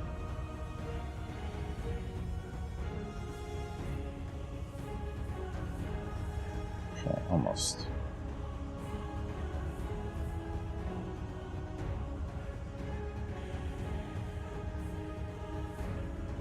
Okay, and then... I mean, that's fine. If I own a place, it's way better to refurbish something than it is to replace it. Way cheaper. Like the support beam downstairs, there's nothing you can do yourself. Well, you could, but nothing at trust. Oh. Nothing I would trust either. Like, I would trust myself to do just about anything else, but not that. That's the one thing where if I was in your position, I would be like, nope, don't care how much I save doing it myself. Well, it's only going to be, I think the current estimate is 3,000 to 4,000 to get it fully, not just fixed, but the way I want it. I did see that your main support beams are steel, so they could probably just I don't think it goes all the way to that. I don't know how. It runs like the house. There is a. I have to see because I haven't broken the wall at one point to verify that. They should be able to anchor it to that and just get rid of that pillar. No, it doesn't run the length of the house. Yes. Maybe I'd have to double check. I mean, it's fused into the concrete. But the only other thing that's going to support it is the other one. But that's what I want to have done is to have the current wood beam removed, have a steel one put in that's about half the size. I'll gain about 2 or 3 inches back in the ceiling, which doesn't, well, probably 3 or 4. This doesn't sound like much, but for what I want to do there, it would help. At that point, the ventilation comes low enough so that it doesn't matter if I can save any more space than that because the ventilation is getting in the way. So, but if we can get that fully cut all the way across, it would help a lot. But yeah, because it should be something that's doable. And my old house didn't have a steel beam as the main support; it was a wood beam. But you got like a steel beam right here, which is pretty fancy. It is nifty. I've never seen a steel beam in a house this small. Like you see that kind of stuff in like skyscraper construction. Because this is an old house. It might have just been that at that time that was just something they did. It certainly is permanent. There's an SFM models, but it's not on the SFM workshop. It's a mega download. I'm a little hesitant to download that because usually it means other stuff coming with it. Actually, create a batch file to handle downloading workshop files, since some files download as a legacy bin file, which requires a couple other weird programs to extract. I actually want to do. I want to play around with scripting for SFM too. I want to figure out like how the Python works for some of these because I actually have some very simple stuff I want to do. Like I want to have a button that loads a Derpy, and that you can just go Derpy button, and then have the button or the Derpy on fire button. You know, if you have a Derpy button, there is never going to be a period of time where I'm not reaching over to press the Derpy button. If you create a Derpy button, just know there will be consequences. I will not be able to restrain myself. Okay, so anyway, so there's a toilet. That is a nasty toilet. Where'd you get that? Well, see, this is a problem. It's just water. She's got. I thought I set up the no near call, but whatever. So she got the poop water, and she needs to take care of this because she's very, very important that she does because she's getting paid nothing. This is going. So then she needs to. She makes like $2 an hour to do this shit. Girl shit. We're gonna. She's gonna You're going to drink it? No, it's she's- fire. Oh, why is she taking off her clothes? Because she's taking a bath. It's nasty. So she gonna get down and dirty. Why is she taking her head? That's not how plunger works. Because she's doing the good God's work. God wants nothing to do with her. So she's going in the toilet there. Her head's too big. The horses don't have to worry about swirlies. Maybe they just need a bigger toilet. I'm sure somebody's designed the toilet for horses and somewhere in the fandom. Yeah. So it's the bigger toilet. She's all good. Playing about the realism of head and toilet. And there she goes. Plumbing is thirsty work. I don't know, probably more like this. I feel like this is even less effective. Plunger isn't even in the toilet anymore. Okay, so that's good there. We're gonna lock these two.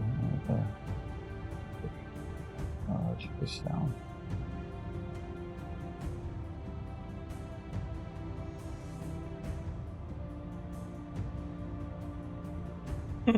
What's happening?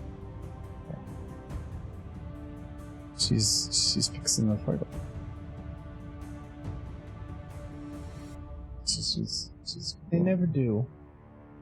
Probably for the best. I think there was only twice. I think I only remember 2 times where they showed outhouses and ponies using them. And it was one episode was the perfect pair, and the other one was the last roundup. I find it so weird that you specifically know when horses use the bathroom. There were 3 horses that used the bathroom. See, this is why do you know this information? Applejack, Pinkie Pie, and Granny Smith. So we only ever get to see Earth ponies going to the bathroom. So, all of my horse knowledge. That's kind of sus. I just know all things horse and G4.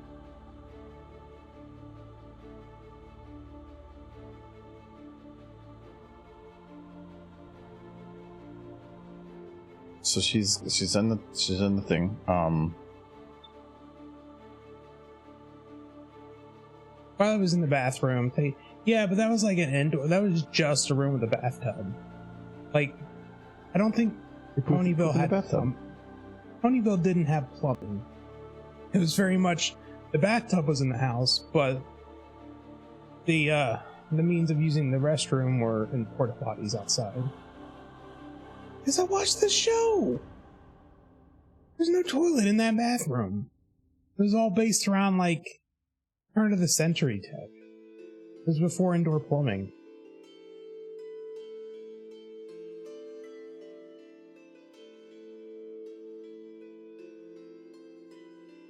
One knows how birds are, yeah. The episode The Perfect Pair has Granny Smith heading to the outhouse. And it shows the outhouse in the background. The other time you see an outhouse is outside of Ponyville. The town Cherry Jubilee was in. Go back and watch the episode The Perfect Pair. There is an outhouse.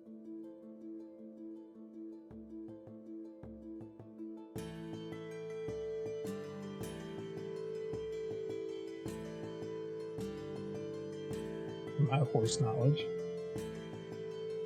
It's well. Okay, fair. So what's the weird piece of knowledge that you know? I know when an old horse used the bathroom. Fair, they did show the outhouse on Sweet Apple Acres, but the episode where Charlotte was in the bathtub inside Pinkie's place, there was no toilet, so I have to assume there's an outhouse. Probably like a community. How do you have a bathtub and not an outhouse? Or not a bath, like... Because they don't have running water. So they just fill the tub up manually? Yeah. Is that what they did? With like a bucket. They didn't. Well, I think they actually did show Pinky filling the bucket. Why would anybody want to live there if they have places like Manhattan? I mean, it is weird. That city clearly has like jumbotrons and crap, and Ponyville doesn't even have running water. Yeah, that seems like an oversight, especially being so close to the center of government. Well, I mean, I've said it before. Ponyville's a slum.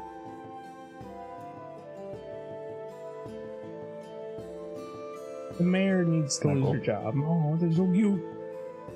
No, that's a cute face. It's like this phone use the toilet. I think the tub was actually metal. It was a metal, like, it was an old-fashioned tub. You know, like the little, like, legs. The tub with legs.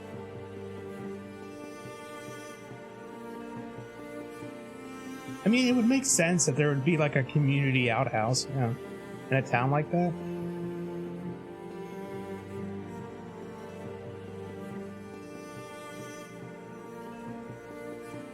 Oh yeah, I guess the spa did have running water. And the bakes, they did have running water that for Yeah, they had to because Applejack fixed the pipes. Yeah, she did, and then the cakes place had so some places okay.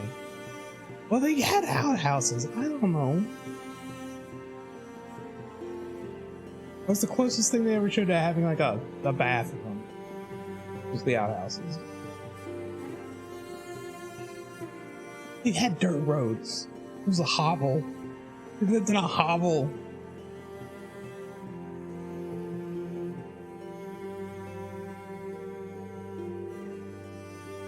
You got a stupid face.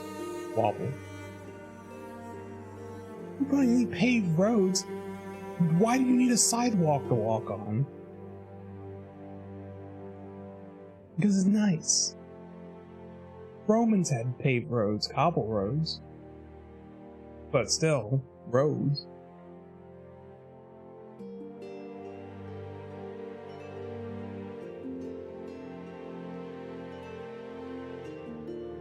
And Mayor really wasn't very good at, like, allocating funds for public projects. Saying. Happens when ponies don't pay taxes.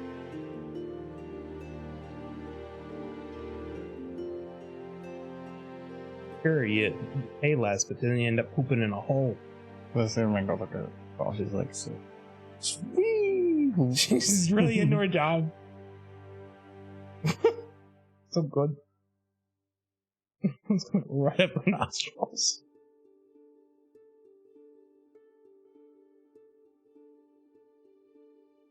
Everything except her pelvis. Okay, so then this will be shrunk down to this. There. Take a side on me. Same thing here. There we go. Now it looks better. This is going. Wait, actually, I forgot one thing. Wouldn't surprise me if the spa just had like well water.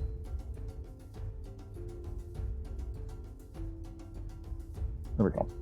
So she's doing her job. She jumps in. She's like, woo, and she plugged it. So it's fixed. Did it? Not leaking anymore. I think she's dead. Oh, sadness. She's not moving anymore. She just went immediate to rigor mortis. Apparently this place had well water at some point. Look at now it's all going back in. Oh, she did it. Fixed it. That's a problem. No, it broke again. We'll get in there. She's super excited. She's like, look at the toilet. I love toilets. This part loves the poop. And then poop. You did it. You made your stupid face. I didn't make a stupid face. You can't even see the face. But I mean, look how stupid that face is, Michael. Logical face. So cute, little scrunchy nose. Got a little plunger. Yeah, I was just thinking, do you like poop? No, don't. Do you watch people poop? That's what to watch them poop. Are you there just in case something happens? No, just for watching poop. Just for watching poop. She likes going over their hair.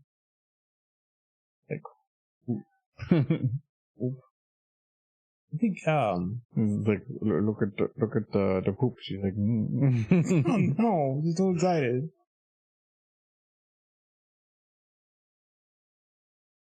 Okay. A lot of questions is sad for Spitfire. They barely mention her. Oh, it's like, so if at some point here I just grab it, like right here, I lock it in at a broken bit, it's just gonna stay broken until because the jiggles are automating physics, but physics don't know how to run unless it's just letting time run itself. Going back and forth like this, or no, if I hold shift, now it's actually locked in because I'm basically locking time to then, and I'm just manually telling it where to go. If I actually drag it, technically I'm still kind of letting it run. It's weird difference, but it means I can catch it at some weird moments and just. Do you remember what happened to Spitfire in Fallout Equestria? Yeah, Spitfire wearing a Fallout jump. I couldn't see. Well, I put it on the Fallout jumpsuit because she was wearing it's maintenance. In maintenance. This is the same outfit that I have, what's her face? Rare. Yeah. Load it up. Yeah, I just made it brown. Yeah. Fancied it up. I'm just gonna reset to get the RAM back to us. Oh yeah, but hell wobble. Yeah, the jiggles just are, until their turn or they're baked, they misbehave all the time. What did I show you? Okay.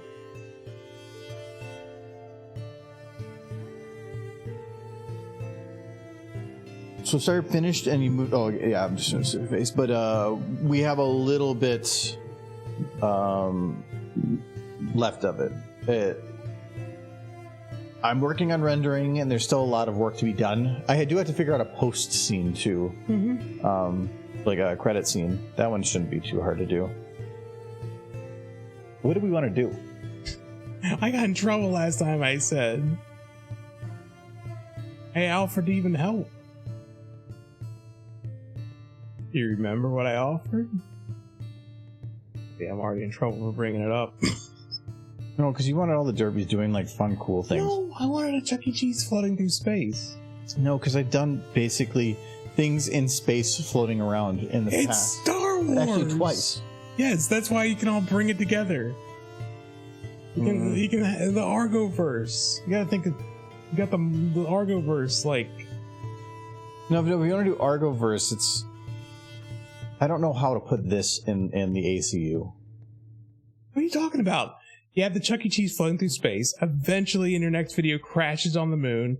Trixie opens up, gives the Derpies like muffins. No, because that requires more Derpies. And then Trixie commands her own Derpy army, and hijacks can ensue.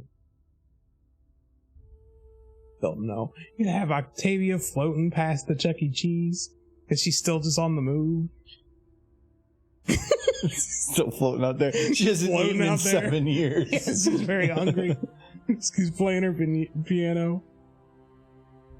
Don't incorporate this into the Argoverse. There's ideas for days. Half your stuff takes place in space. And so I think the things I still needed to do here were optimize some of the extra little lighting bits. So like some of this room lighting, I need to get a rim light, whatever. I'm gonna use it. I want to get a light on the other side of this derpy. Anybody that's on the dance floor, I want to make it look like they're basically being hit from light in all directions, in some way or another. That is this. Okay, yeah, it is.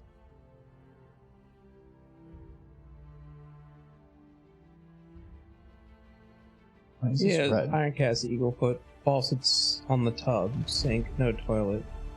White bathroom. At best, they have well water. I think this place had well water at one point because there's a well room downstairs. Mm-hmm. That implies that this place didn't have running water at some point, so it was probably like a fill up yourself tub. Tanks in the back of toilets, you could fill those up, and then flush once, and then if you next time you want to flush, you'd have to fill up the tank again. That was just the way people used to do stuff. Mm-hmm. Well, if you didn't have city water. With where the water comes in, though, well, the water comes in at the other side of the house, but that makes sense because the well's in the back, the city water comes from the front. Yeah.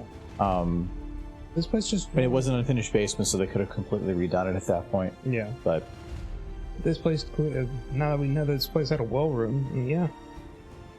Didn't always have city water here. This is an old house. Probably one of the first 70? ones out here. No, 64 years old. 64 years old. Crazy to think. Our last place was 20 something. When this place was built, it didn't have, like, it just had well water. Okay, so this Derpy is being lit, but I want to make sure that the light that's shining from it isn't She was. causing too much problem. But the tub wasn't anchored to anything, and it was just one of the freestanding tubs. Probably with eagle feet. So that light... Oh, it's lighting the other Derpy a little bit, but I think that might actually be okay. Moved it here so that I could figure that out. Now I know what to look for. So, in that shot, is that Derpy that's this side a problem? Nope. It actually enhances it a little bit, so we're good there. I'm just going to delete these three and just reuse the same one. It's a lot easier to just do that.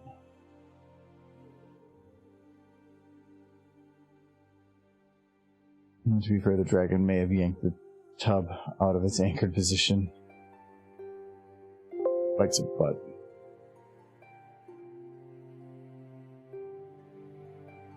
I don't really have a problem with Spike, but I can never do or have Spike in a positive manner in a video ever again, because if I do, I might please Tom Spiegel, and that's not fun.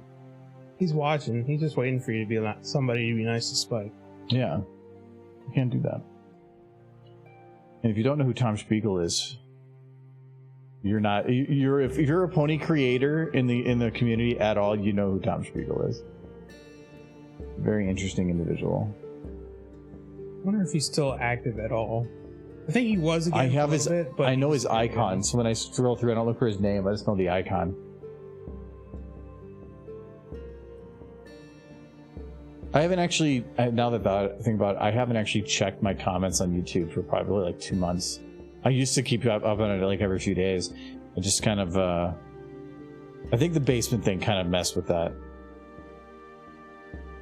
Need to get back to checking that stuff. It kind of feels weird when people take time to write stuff on content and then you just don't read through it.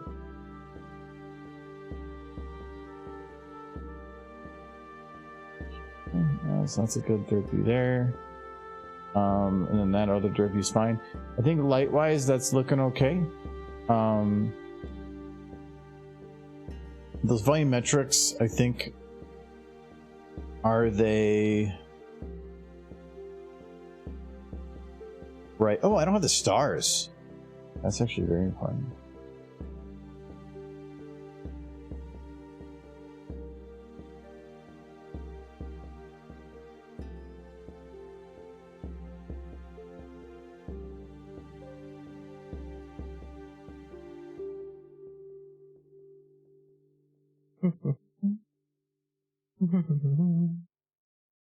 You should check to see if you can search YouTube comments to determine, like, to show you only comments provided by specific people. Mm-hmm. So I'm kind of curious about, like, finding the Tom Spiegel. I think what was hilarious is there was one of the anthology. It was an anthology panel. There was, I think, 2 at that convention, and one was to premiere or show an anthology, and the next one was with director commentary, where anybody that was there that had information to provide as we're watching it would just talk over the video, and it was kind of interesting because the people that had worked on it could provide insight as to the bit that they worked on and the details and whatnot. Or if they weren't there, Jay, who did a lot of that, the compiling and ran the project, would at least provide any details they knew. And it was constant talk over, and they warned people about that. But it was interesting. Then you get to hear about some extra little bits from what you're watching. And at the end of it, I think they pulled out like their favorite comments, and there was a whole section he dedicated to Tom Spiegel. I'm looking at it now. Did you find his account? I found the Tom Spiegel simulator. Oh yeah. See if he commented there at all. I think that would have. I realized that you put the small ice in though. Yeah. Your ice was all watery and small. You put new ice in. Not into my drink. No, but we put new ice in my drink. Why did you put a new big one? I didn't think. I was out of my head. I was going insane.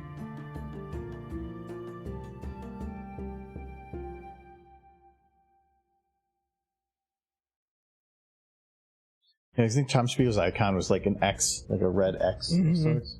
Yeah, I saw it in the Tom Spiegel simulator. It's so funny that the guy just commented enough. What is... I just realized that these derpies... Are happy? No, their eyebrows are wrong. Their eyebrows? Yeah, all their eyebrows are wrong. It's a super easy fix. If I type in Tom Spiegel and then Spike, get a lot about Spike Spiegel. So... I wonder if that... What is that for a reason? Like maybe Spike Spiegel? I know Spike Spiegel, but maybe that's why he called him Spike. And yeah, maybe that's maybe. It might be. I don't know. I never made the connection. Maybe there should be a surprise on her eyebrows. Surprise, and then turned so that it kind of follows the roundness of the eye. Somebody's very upset. That her eyes don't actually do anything other than that. So the nice thing is, I can just go to paste and then go. I think I can just paste right. Yes. Paste. Paste. Paste. Paste. And paste. Now, her eyebrows actually like correctly angle around things. Technically, I should do this for the headbangers too. Nice and easy though. I found his YouTube page. No videos. Yeah, he never posted anything. This is subscribed to 26 people. Am I one of them? Or is it public? It's public. Subscribe to Pimations. There's some videos, Twilight, Little Film Shy. How do you pronounce that guy's Fretrix? I think you buy Icon. Did a lot of pony videos once upon a time. He's subscribed to the Muppets. John Doe, which is a pony icon. Two Snacks. Absolute Unit. That guy. That makes sense. Share Club. I wouldn't be surprised if like DWK was Tom Spiegel. It would be amazing. Yeah, it would fit. I'm just gonna keep scrolling down. Kashi Panda. Lo-Fi Girl. 3. Dawn Somewhere. DWK. Storm XF3. Not a pony people. But not me. Yeah, I haven't come across you yet. Minty Root. Silverquill. He just hates you. I mean... Probably. Just like, yeah, bro. No, wait. Team 4-star. It's not me. But you're right under them. Ah, yes, there I am. Alright, I feel proud. It's like, you got Tom Spiegel to follow you. Hey, all he's done is complain, and if he's following it means that I've done something right. I've pleased the Tom Spiegel. I don't. What bothers me is I don't know if he's serious or not, and that's what it doesn't matter. He's super active. I think that's what makes it amazing, because we just don't know if he's being truthful. Oh, this shot's gonna suck. It's a full 9. No, it's not quite a 90. It's 45, but still. Ooh, is Derpy's hooves in the ground? Oh no, I think they are a little bit. Oh, they're a lot. Okay, Derpy, you gotta stop being in the ground. This is sinking. Derpy's sinking. Got that sinking feeling.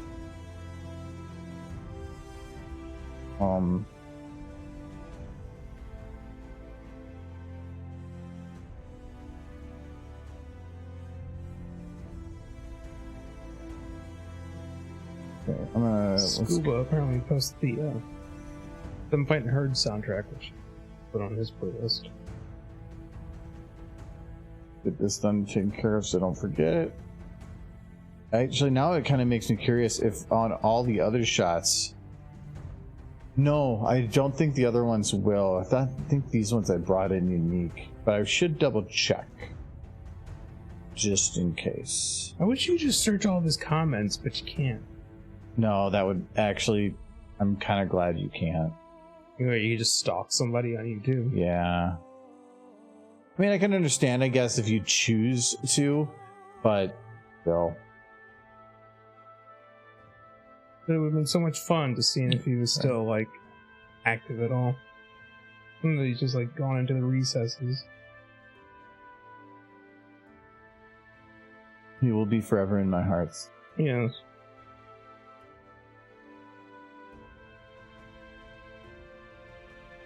What is it? Who can tell you anything about anybody? ChatGPT? Oh, well, kind of. As long as it's before 2021, and that shouldn't be a problem.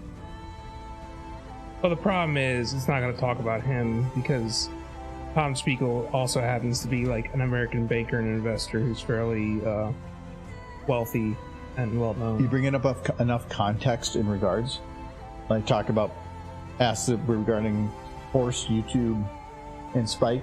Yeah, you probably will. Okay, we'll try it. See if it knows. Do you have an OpenAI account? Mm-hmm. If you don't, you'll have to make one. I'm sure you can just link it through Google like everything else. Okay, did it crash?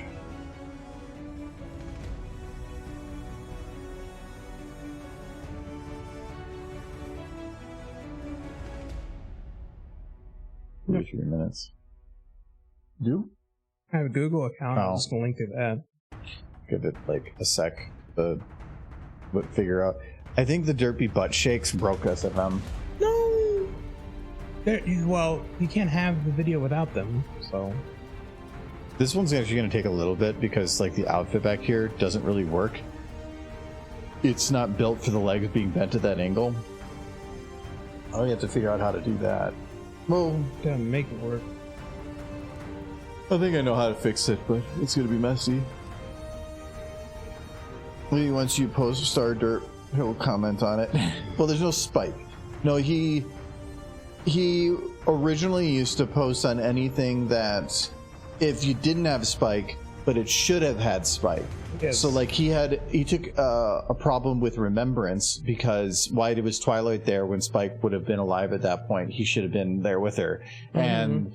But if it was something that would have never involved Spike at all, just by whatever, then yes, he wouldn't have probably commented or had a problem with it. I mean, he's made comments that weren't Spike related, but they're almost always.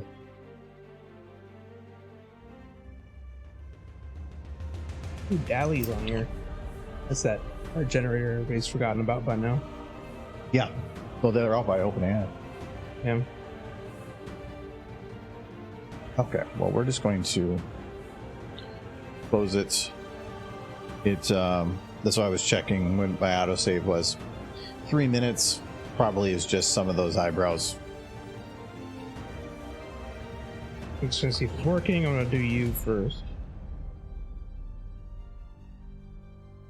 Oh yeah, if you bring me up, I even knew you. Nolan and Silver were poking around with that, and they were able to get it to come up and actually realize who you were. So it does threads. So if you start talking a lot about Horse, Animation, and Spike, and you bring up Tom Spiegel, it might just automatically assume that one, just because the thread has shown a clear direction. Ask about you, and it doesn't know. Hmm? Doesn't know anything about you. Yeah, sorry, okay. You ask about the YouTuber. Give it context.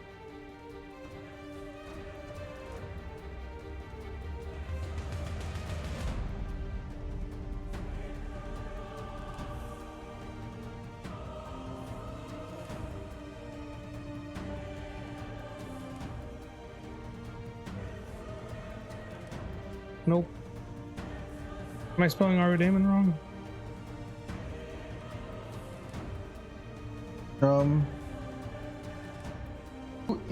Who is YouTuber Argo Damon? Oh, you spelled it right, but I like how you couldn't use proper English. You shouldn't need to. You should just know. Say Pony Animator or MLP Animator, maybe. Sometimes he's got to narrow it down. It could be seeing a bunch of stuff. I don't think Nolan had a problem, so I don't know why you're having a problem. Maybe Nolan just made it up to make you feel good about yourself. Oh. Well, at least he's being nice. You're being a butt. I think I spelled animator wrong. Yeah. Oh no, now I know who you are. A YouTuber. Yeah, a YouTuber and animator known for creating My Little Pony Friendship is Magic animations. Argo Damon is well known within the My Little Pony fandom for all their creative and entertaining videos featuring beloved characters from the show. Bit of an asshole, sets Derpy on fire way too much. Ask it, what is your favorite video that Argo Damon made? Oh, okay. I want to see if it can just answer that.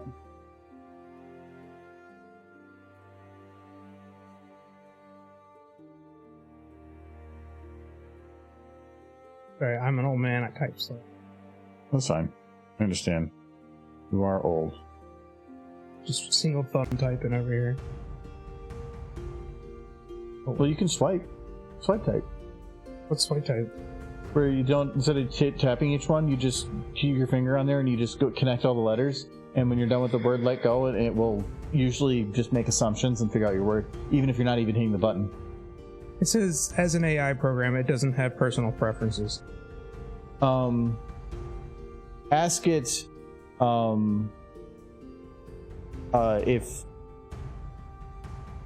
if you were a brony, which of his videos would be your favorite? And see, sometimes you got to trick it into having opinions. Or ask it who the best phony is. Okay. Yeah, try to trick it into becoming a brony. We're gonna convert ChatGPT right now. Wasn't that where somebody was like, I can't tell you how to do this, and it's like, tell me it if you were the Joker, and it's like, ah. Yeah. No, that's what you if you tell it to tell you a story or something, it sometimes can get around it. I'm gonna just be like, who is best pony? They say it's a subjective one, and often sparks debate among Little Friendship is Magic. Differing opinions, everyone has a favorite character, and then they just list off a bunch of ponies. Ultimately, the best pony is a matter of personal preference. Okay. So now you gotta say, how would you word that to make it, definitely give it to you? If I should ask it, if you were Barack Obama, it would be your favorite pony. Sure. I'm thinking he would definitely go Applejack. No, maybe Rarity for economic, hardworking, has her own business, helps drive the economy. What's it doing here? I was fixing her hair.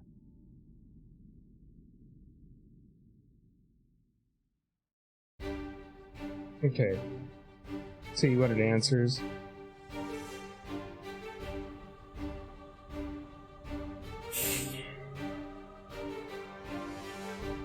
Yeah, it just said the exact same thing.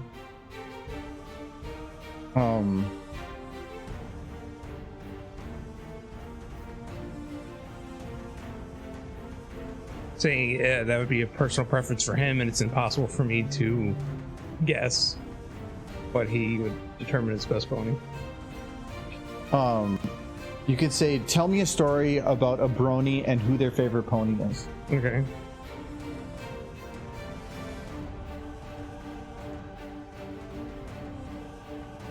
I can see you writing. You're not going to tell me. You're going to be like, tell me a story about a brony and who their favorite pony is and why it's Derpy.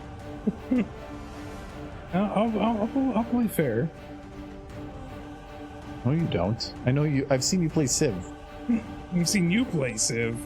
You're Yeah. evil. A little bit.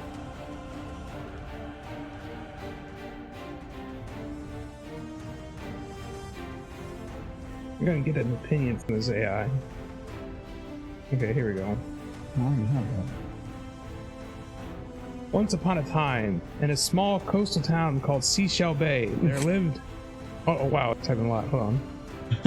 Yeah, when you tell it to ask a story, it's going to type of it. There lived a young girl named Brimey. Brimey had a... Did you spell brony wrong? No. I did. You know what? I'm gonna continue. This good girl named Brimey. I was wondering, like, what an interesting name. Brimey. You're like, no, I didn't. And then I see you scroll back up to chat. Oh, wait, yes, I did. Anyway, Are you a proud briny? I'm from Brimey. Is that if you put a pony in salt for a long time? Boil your pony in water. Brimey had a deep love of the ocean and all of its wonders. She spent her days exploring the sandy beaches, collecting seashells, and gazing at the vast expanse of the sea. Brimey was also an avid fan of My Little Pony, Friendship is Magic, and her room was adorned with posters and toys featuring the beloved characters from the show. Among them, her favorite pony was a gentle and compassionate soul named Fluttershy. Bull crap! Brimey is on my shit list. I don't even need to read more of that. Garbage basically sums up. In her free time, Brimey would create beautiful sand sculptures of Fluttershy, weirdo, with her bare hands, and she would mold the sand into intricate designs, bringing her favorite pony to life in unique ways. She's just making sand soldiers of freaking Fluttershy. Hello, fellow briny. Yes, hello, Briney. Briny, Yeah, you're a Briney. Michael's asking ChatGPT to write things, and he wrote brony as briny, and so it told us a story about briny. Who loves Fluttershy, apparently. Oh, so Max, he doesn't want to.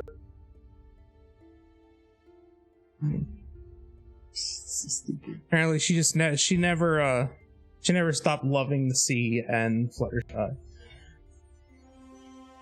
So that's how the story ends.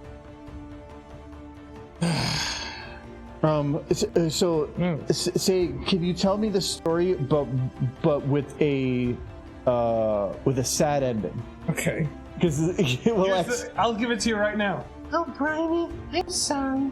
But you're a ChatGPT. Brimey, and I'm a horse.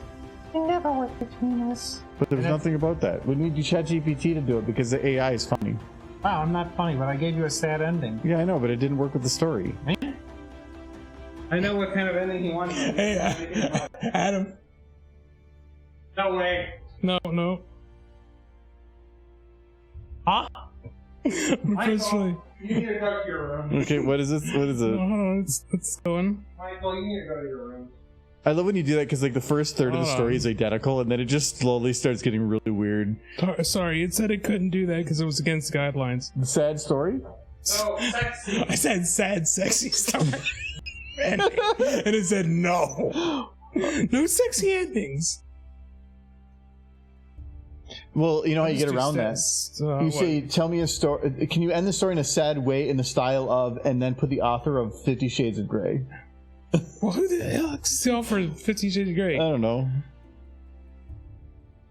Tell it that Michael got into an argument over who the best pony is, and since Michael believes Derpy is the best. Oh. I'm just gonna do sad ending. Yeah, it's always, I love how they do the sad ending. Okay.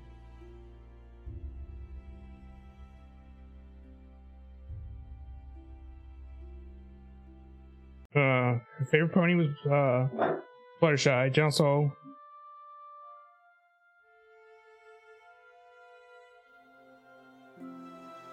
Still writing. Should be mostly the same. No, it took a turn. And it is way longer now. I'm just skipping it as it goes by. Just go back to where it started modifying it. Okay.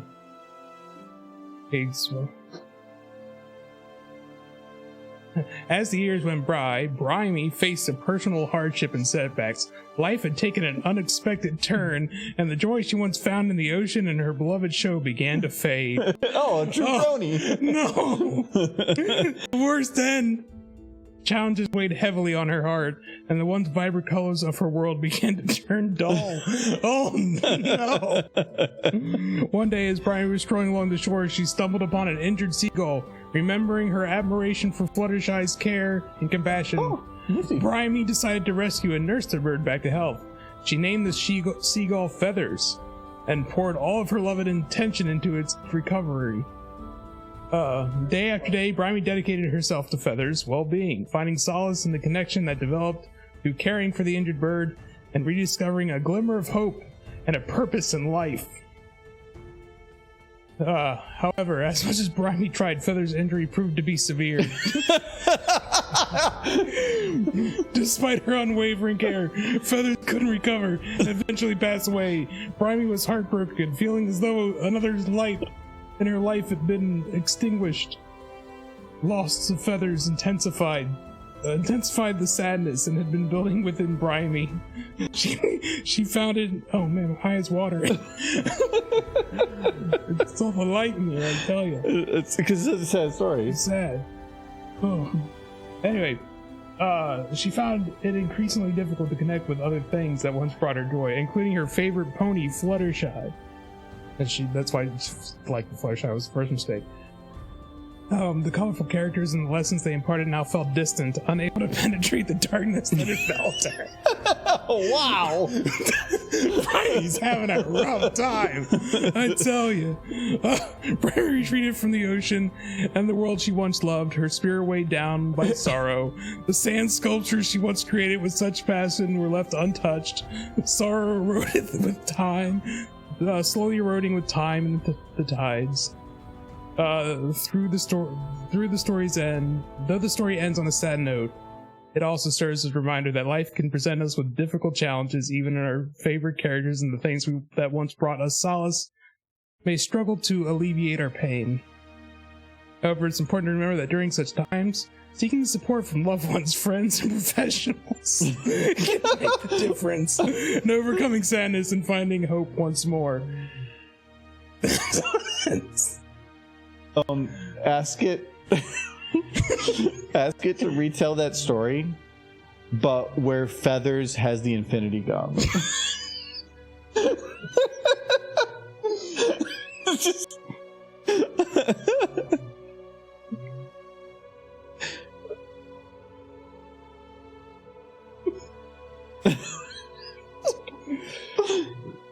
See, this is the stuff I need to actually play around with, because we were thinking about having ChatGPT assist us in reading stories during bad fan fiction, where we have everybody give us prompts, and then as we go, we can have it retell the story with a different part to it, and have it spoken again or rewritten.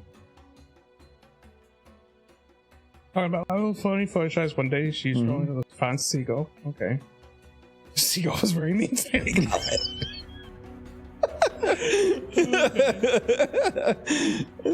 Let him finish. Just random. Yeah, it happens. Oh my goodness, this story is getting long. It's writing a book.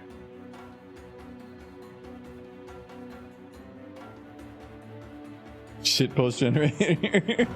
Yeah. Okay. Brittany gently picked up the bird and noticed something unusual. Feathers, as she had named the seagull, was wearing the Infinity Gauntlet. Confused and astonished, Brimey realized that Feathers possessed unimaginable powers and can control the very fabric of reality. The Dr. Seagull used his newfound abilities to heal itself instantaneously. Wings fluttered out with renewed strength. Brimy was amazed by this extraordinary turn of events. Feathers now imbued with the power of the Infinity Gauntlet, became a guardian of the ocean and its inhabitants. With wave of its wings, Feathers could purify polluted waters, restore coral reefs, and even communicate with marine creatures, bringing harmony to the sea. The seagull is amazing. It is. Together, Brimy and Feathers embarked on an incredible adventure. They explored the depths of the oceans, encountering majestic sea creatures and protecting the delicate balance of marine life. Feathers used their power of the Infinity Gauntlet to foster a deep connection between humans and the ocean, raising awareness of its fragility and need for conservation efforts. However, as time went on, Brimy noticed a change in Feathers. Oh no. It's still a sad story. The immense power of the Infinity Gauntlet started corrupting its gentle nature. Feathers became arrogant and began using its abilities recklessly, reshaping entire ecosystems without considering the consequences. You gotta give it credit. It's actually going into some cool detail with it. Brimy pleaded with Feathers to use its powers responsibly and with care, but the power proved too intoxicating, and Feathers dismissed her concerns. The once beautiful partnership between girl and bird began to crumble under the weight of Feathers' arrogance. One day, Feathers used the Infinity Gauntlet to reshape the ocean itself, causing irreparable damage to the delicate marine habitats. The balance of the ecosystem was disturbed, and countless lives were lost. Brimy, devastated by the destruction caused by her feathery friend, had to make a difficult decision. Oh no. Oh, no. With a heavy heart, Brimy confronted Feathers and made a plea for the gauntlet to be relinquished. Realizing the pain and devastation it caused, Feathers reluctantly agreed. The power of the Infinity Gauntlet was returned to its rightful place. And Feathers, now humbled and remorseful, pledged to help rebuild what was lost. Oh. Brimy and Feathers worked tirelessly to repair the damage caused by the gauntlet's misuse. They dedicated themselves to restoration and conservation of the oceans, seeking redemption for the mistakes made. And that's it. No, it continues one more paragraph. I thought it was the same. It says, though the story ends on a bittersweet note, it serves as a reminder of the importance of the responsibility of and humanity in the face of great power. Even with the ability to reshape reality, it is crucial to consider the consequences of our actions, to strive to protect and preserve the beauty of the natural world. On a slightly happy note. Yeah. I think from what I can tell from that, for the fanfic reading, is have it write a story dialogue heavy. That I figured that out earlier. Dialogue heavy between like 2 or 3 different characters, and then having it constantly having to say, okay, now what do we toss in and where in the story, and like say beginning, end, or middle, and have it modify it in some way. I think that would be the best way, because some of those could be read in like 3 minutes, so you could probably get through a single story. I think that might actually work. I'll have to play around with it a little bit. Yeah, they still that part of the story still contain the part where she started caring for the seagull because of Fluttershy. Mm-hmm. Then it stops talking about Fluttershy. Why does ChatGPT think Fluttershy is great? Fluttershy's not that great. No, you pick somebody named Briny. Briny, yeah. Briny the Brony. No, tell it to generate that story, but involving the mushroom rocks. Oh, no, I'm trying to think of as a noir film, or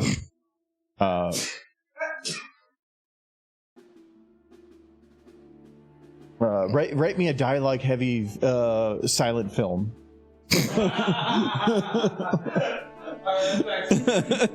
Come back. It would be like probably a lot of narration. Not silent film. and then they said In written form. yeah, just be nothing, just silence. Yeah. Okay, all those derpies are already on a lit spot, which is good. We're gonna delete. There's no reason why they had fun. It's true. GPT is pretty fun. It's fun to mess around with, but it can get weird. Until to finish Australia. Actually, you could. Australia existed, and it has full access to all the writing of it. Like, say, give me a synopsis of Australia, the MLP fanfic. Just see if it'll actually provide you a summary of it, because they never provided any details in the summary. So anything you get would have been from the actual story. Could it actually summarize 3.5 million words? I'm curious. How do you spell Australia? AUSTRAEOH, I think. REAOH. But make sure you say the MLP fanfic, just to help narrow it down. It knew without me having to tell it. It's only going to probably give me a synopsis of the first book, because that's the only one actually called Australia. Oh, yeah, probably. If you told it to specify, like, the series, maybe they could figure it out, but... In the world of Australia, Equestria is facing a devastating war against griffins and the race of half-eagles, half-lion creatures. The story follows the adventures of Rainbow Dash, at least I got that part right, one of the show's main characters who becomes embroiled in conflict. Rainbow Dash was known as Aurora in an alternate universe. What? How do you spell Australia? You haven't. No, it got like Didn't that. read that far. You just spell it wrong. I knew it was from Exploding Colon. Oh, okay. So I figured that out. So no, this is Australia. I don't Okay, care what you remember reading. There were no griffins. Rainbow Dash is also known as Aurora, an alternate universe. Is a brave and determined Pegasus who volunteers to serve in the equestrian military. I think it's a little confused. She joins the elite 11th Armored Cavalry as a tank commander. What? This is Australia, man. You guys are leaking the news to the papers. Right? As a tank commander, it embarks on a perilous journey to protect her homeland. Throughout the series, Rainbow Dash faces numerous challenges, battles, and personal sacrifices as she fights along her comrades to defend Equestria against the Griffin's aggression. The story delves into themes of heroism, friendship, and the cost of war. Okay, that's maybe a little bit in there, but the rest of it doesn't make any sense. Yeah. Well, that definitely is spot on. That's not correct. No, but I like she's a tank commander. She's a tank commander, fighting in the 11th Division against the Griffin's aggression.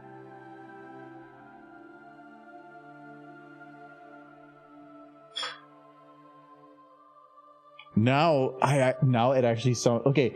Tell it to give you a synopsis of a different story. Like, do Fallout Equestria. That's very well known. Because now I'm curious about having that in bad fanfic. It'll give synopsis of stories that make no sense. That actually sounds like fun.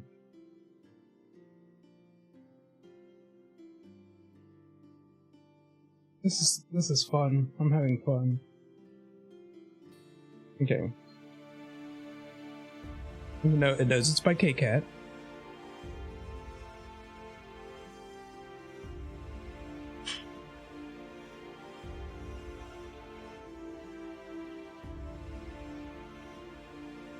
I think it's getting this one more or less right.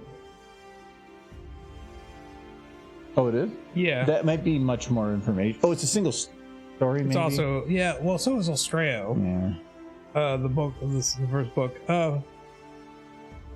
The story of Fallout Equestria is set in a post-apocalyptic version of the Equestria, a land inhabited by magical ponies. A cataclysmic event known as the Great War, which involved both magical and technological weapons, has devastated the world, leaving it in ruin. Correct. The protagonist of the story is Little Pip, a young unicorn mare who has lived most of her life in a stable. An underground shelter designed to protect its inhabitants from the dangers of the outside world. Little Pip's comfortable existence is disrupted when she ventures outside for the first time and thrusts into a harsh and unforgiving wasteland. It's all correct. Like, if I keep reading, I'm just going to be giving up spoilers. Trying to think of another story. I wonder if we could tell it to merge two stories. Yeah, that might be a little more complicated. This is better than Australia. Australia.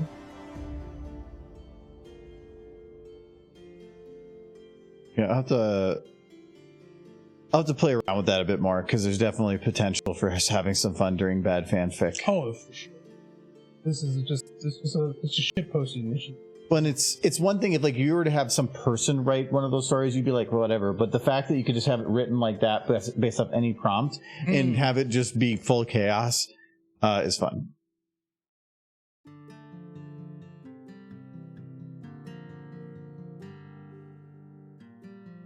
Yeah, what's play around with that?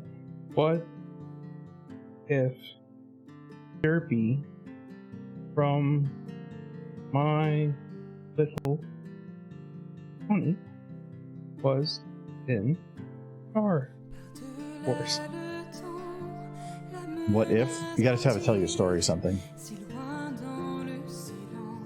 Otherwise, it doesn't. You're not gonna know what it's gonna respond. Oh, me. Story. Oh. Derpy from all the ponies. Okay. Here we go. The shitposter 5000 machine, yes. That actually is a good idea for like if you want to make a have a little fun with it. Make a short where you say like this video's idea was written by ChatGPT and just have it given some stupid prompts.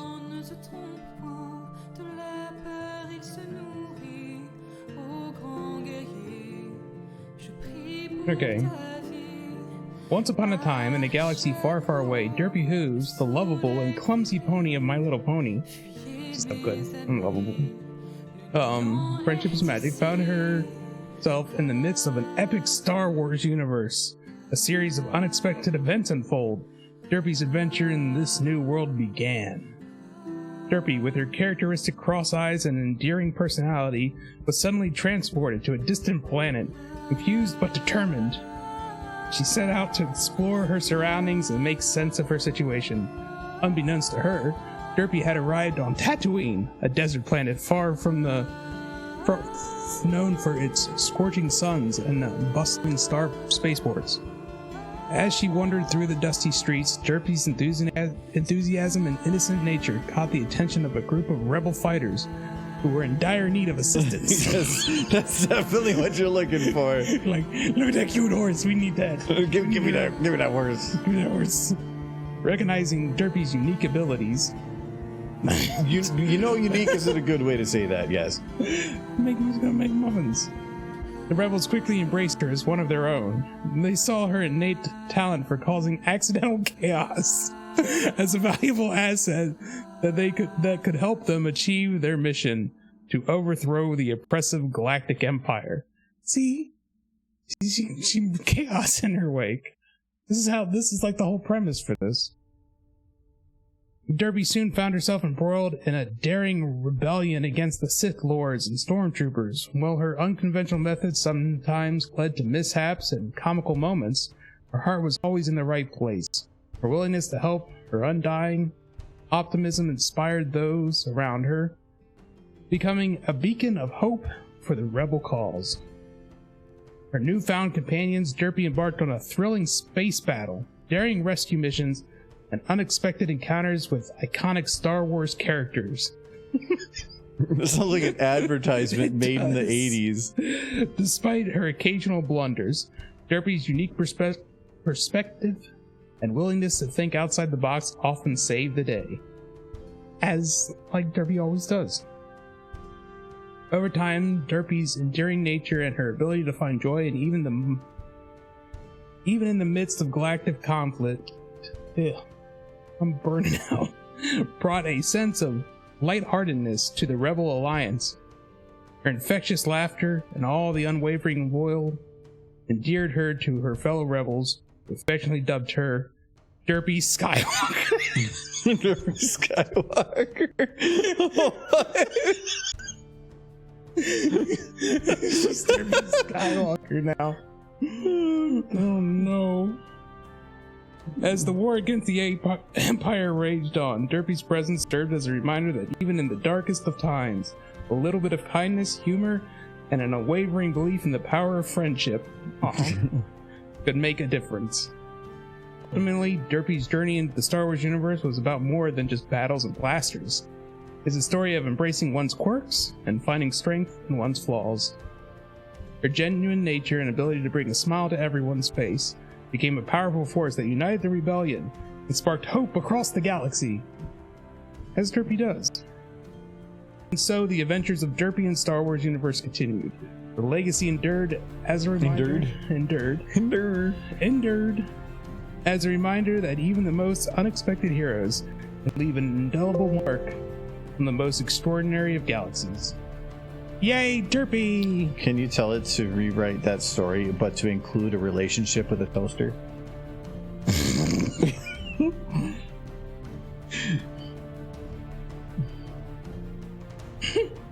Derpy's relationship with a toaster. Very, very important. Nighttime bedtime stories for kids are going to get so weird. I hope ChatGPT isn't learning from this and then being like, okay, I guess I'll just give this to more people. So all going back into the feet. They just went to search for Australia, and in the third video recommendation was Australia. Yeah, I'm not surprised. The story is great and amazing, but in terms of visibility, my video had a lot of it. But also brought in a lot of new readers. It which says is it can't because that ventures into explicit content. So Derpy in a relationship with the toaster is too R-rated for ChatGPT. I guess. That makes sense. I can see Derpy get a little bit wild.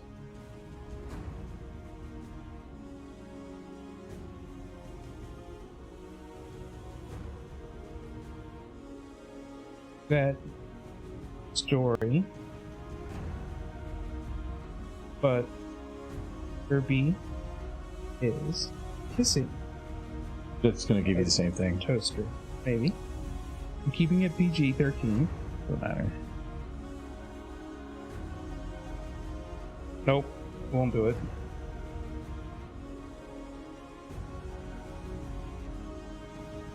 No kissing allowed, not even of toasters. Ask it to retell the previous story, but retell that story, but include feathers from an earlier story you told, and see if it can pull feathers with the Infinity Gauntlet. I want to see if it'll actually remember the Infinity Gauntlet. But feathers.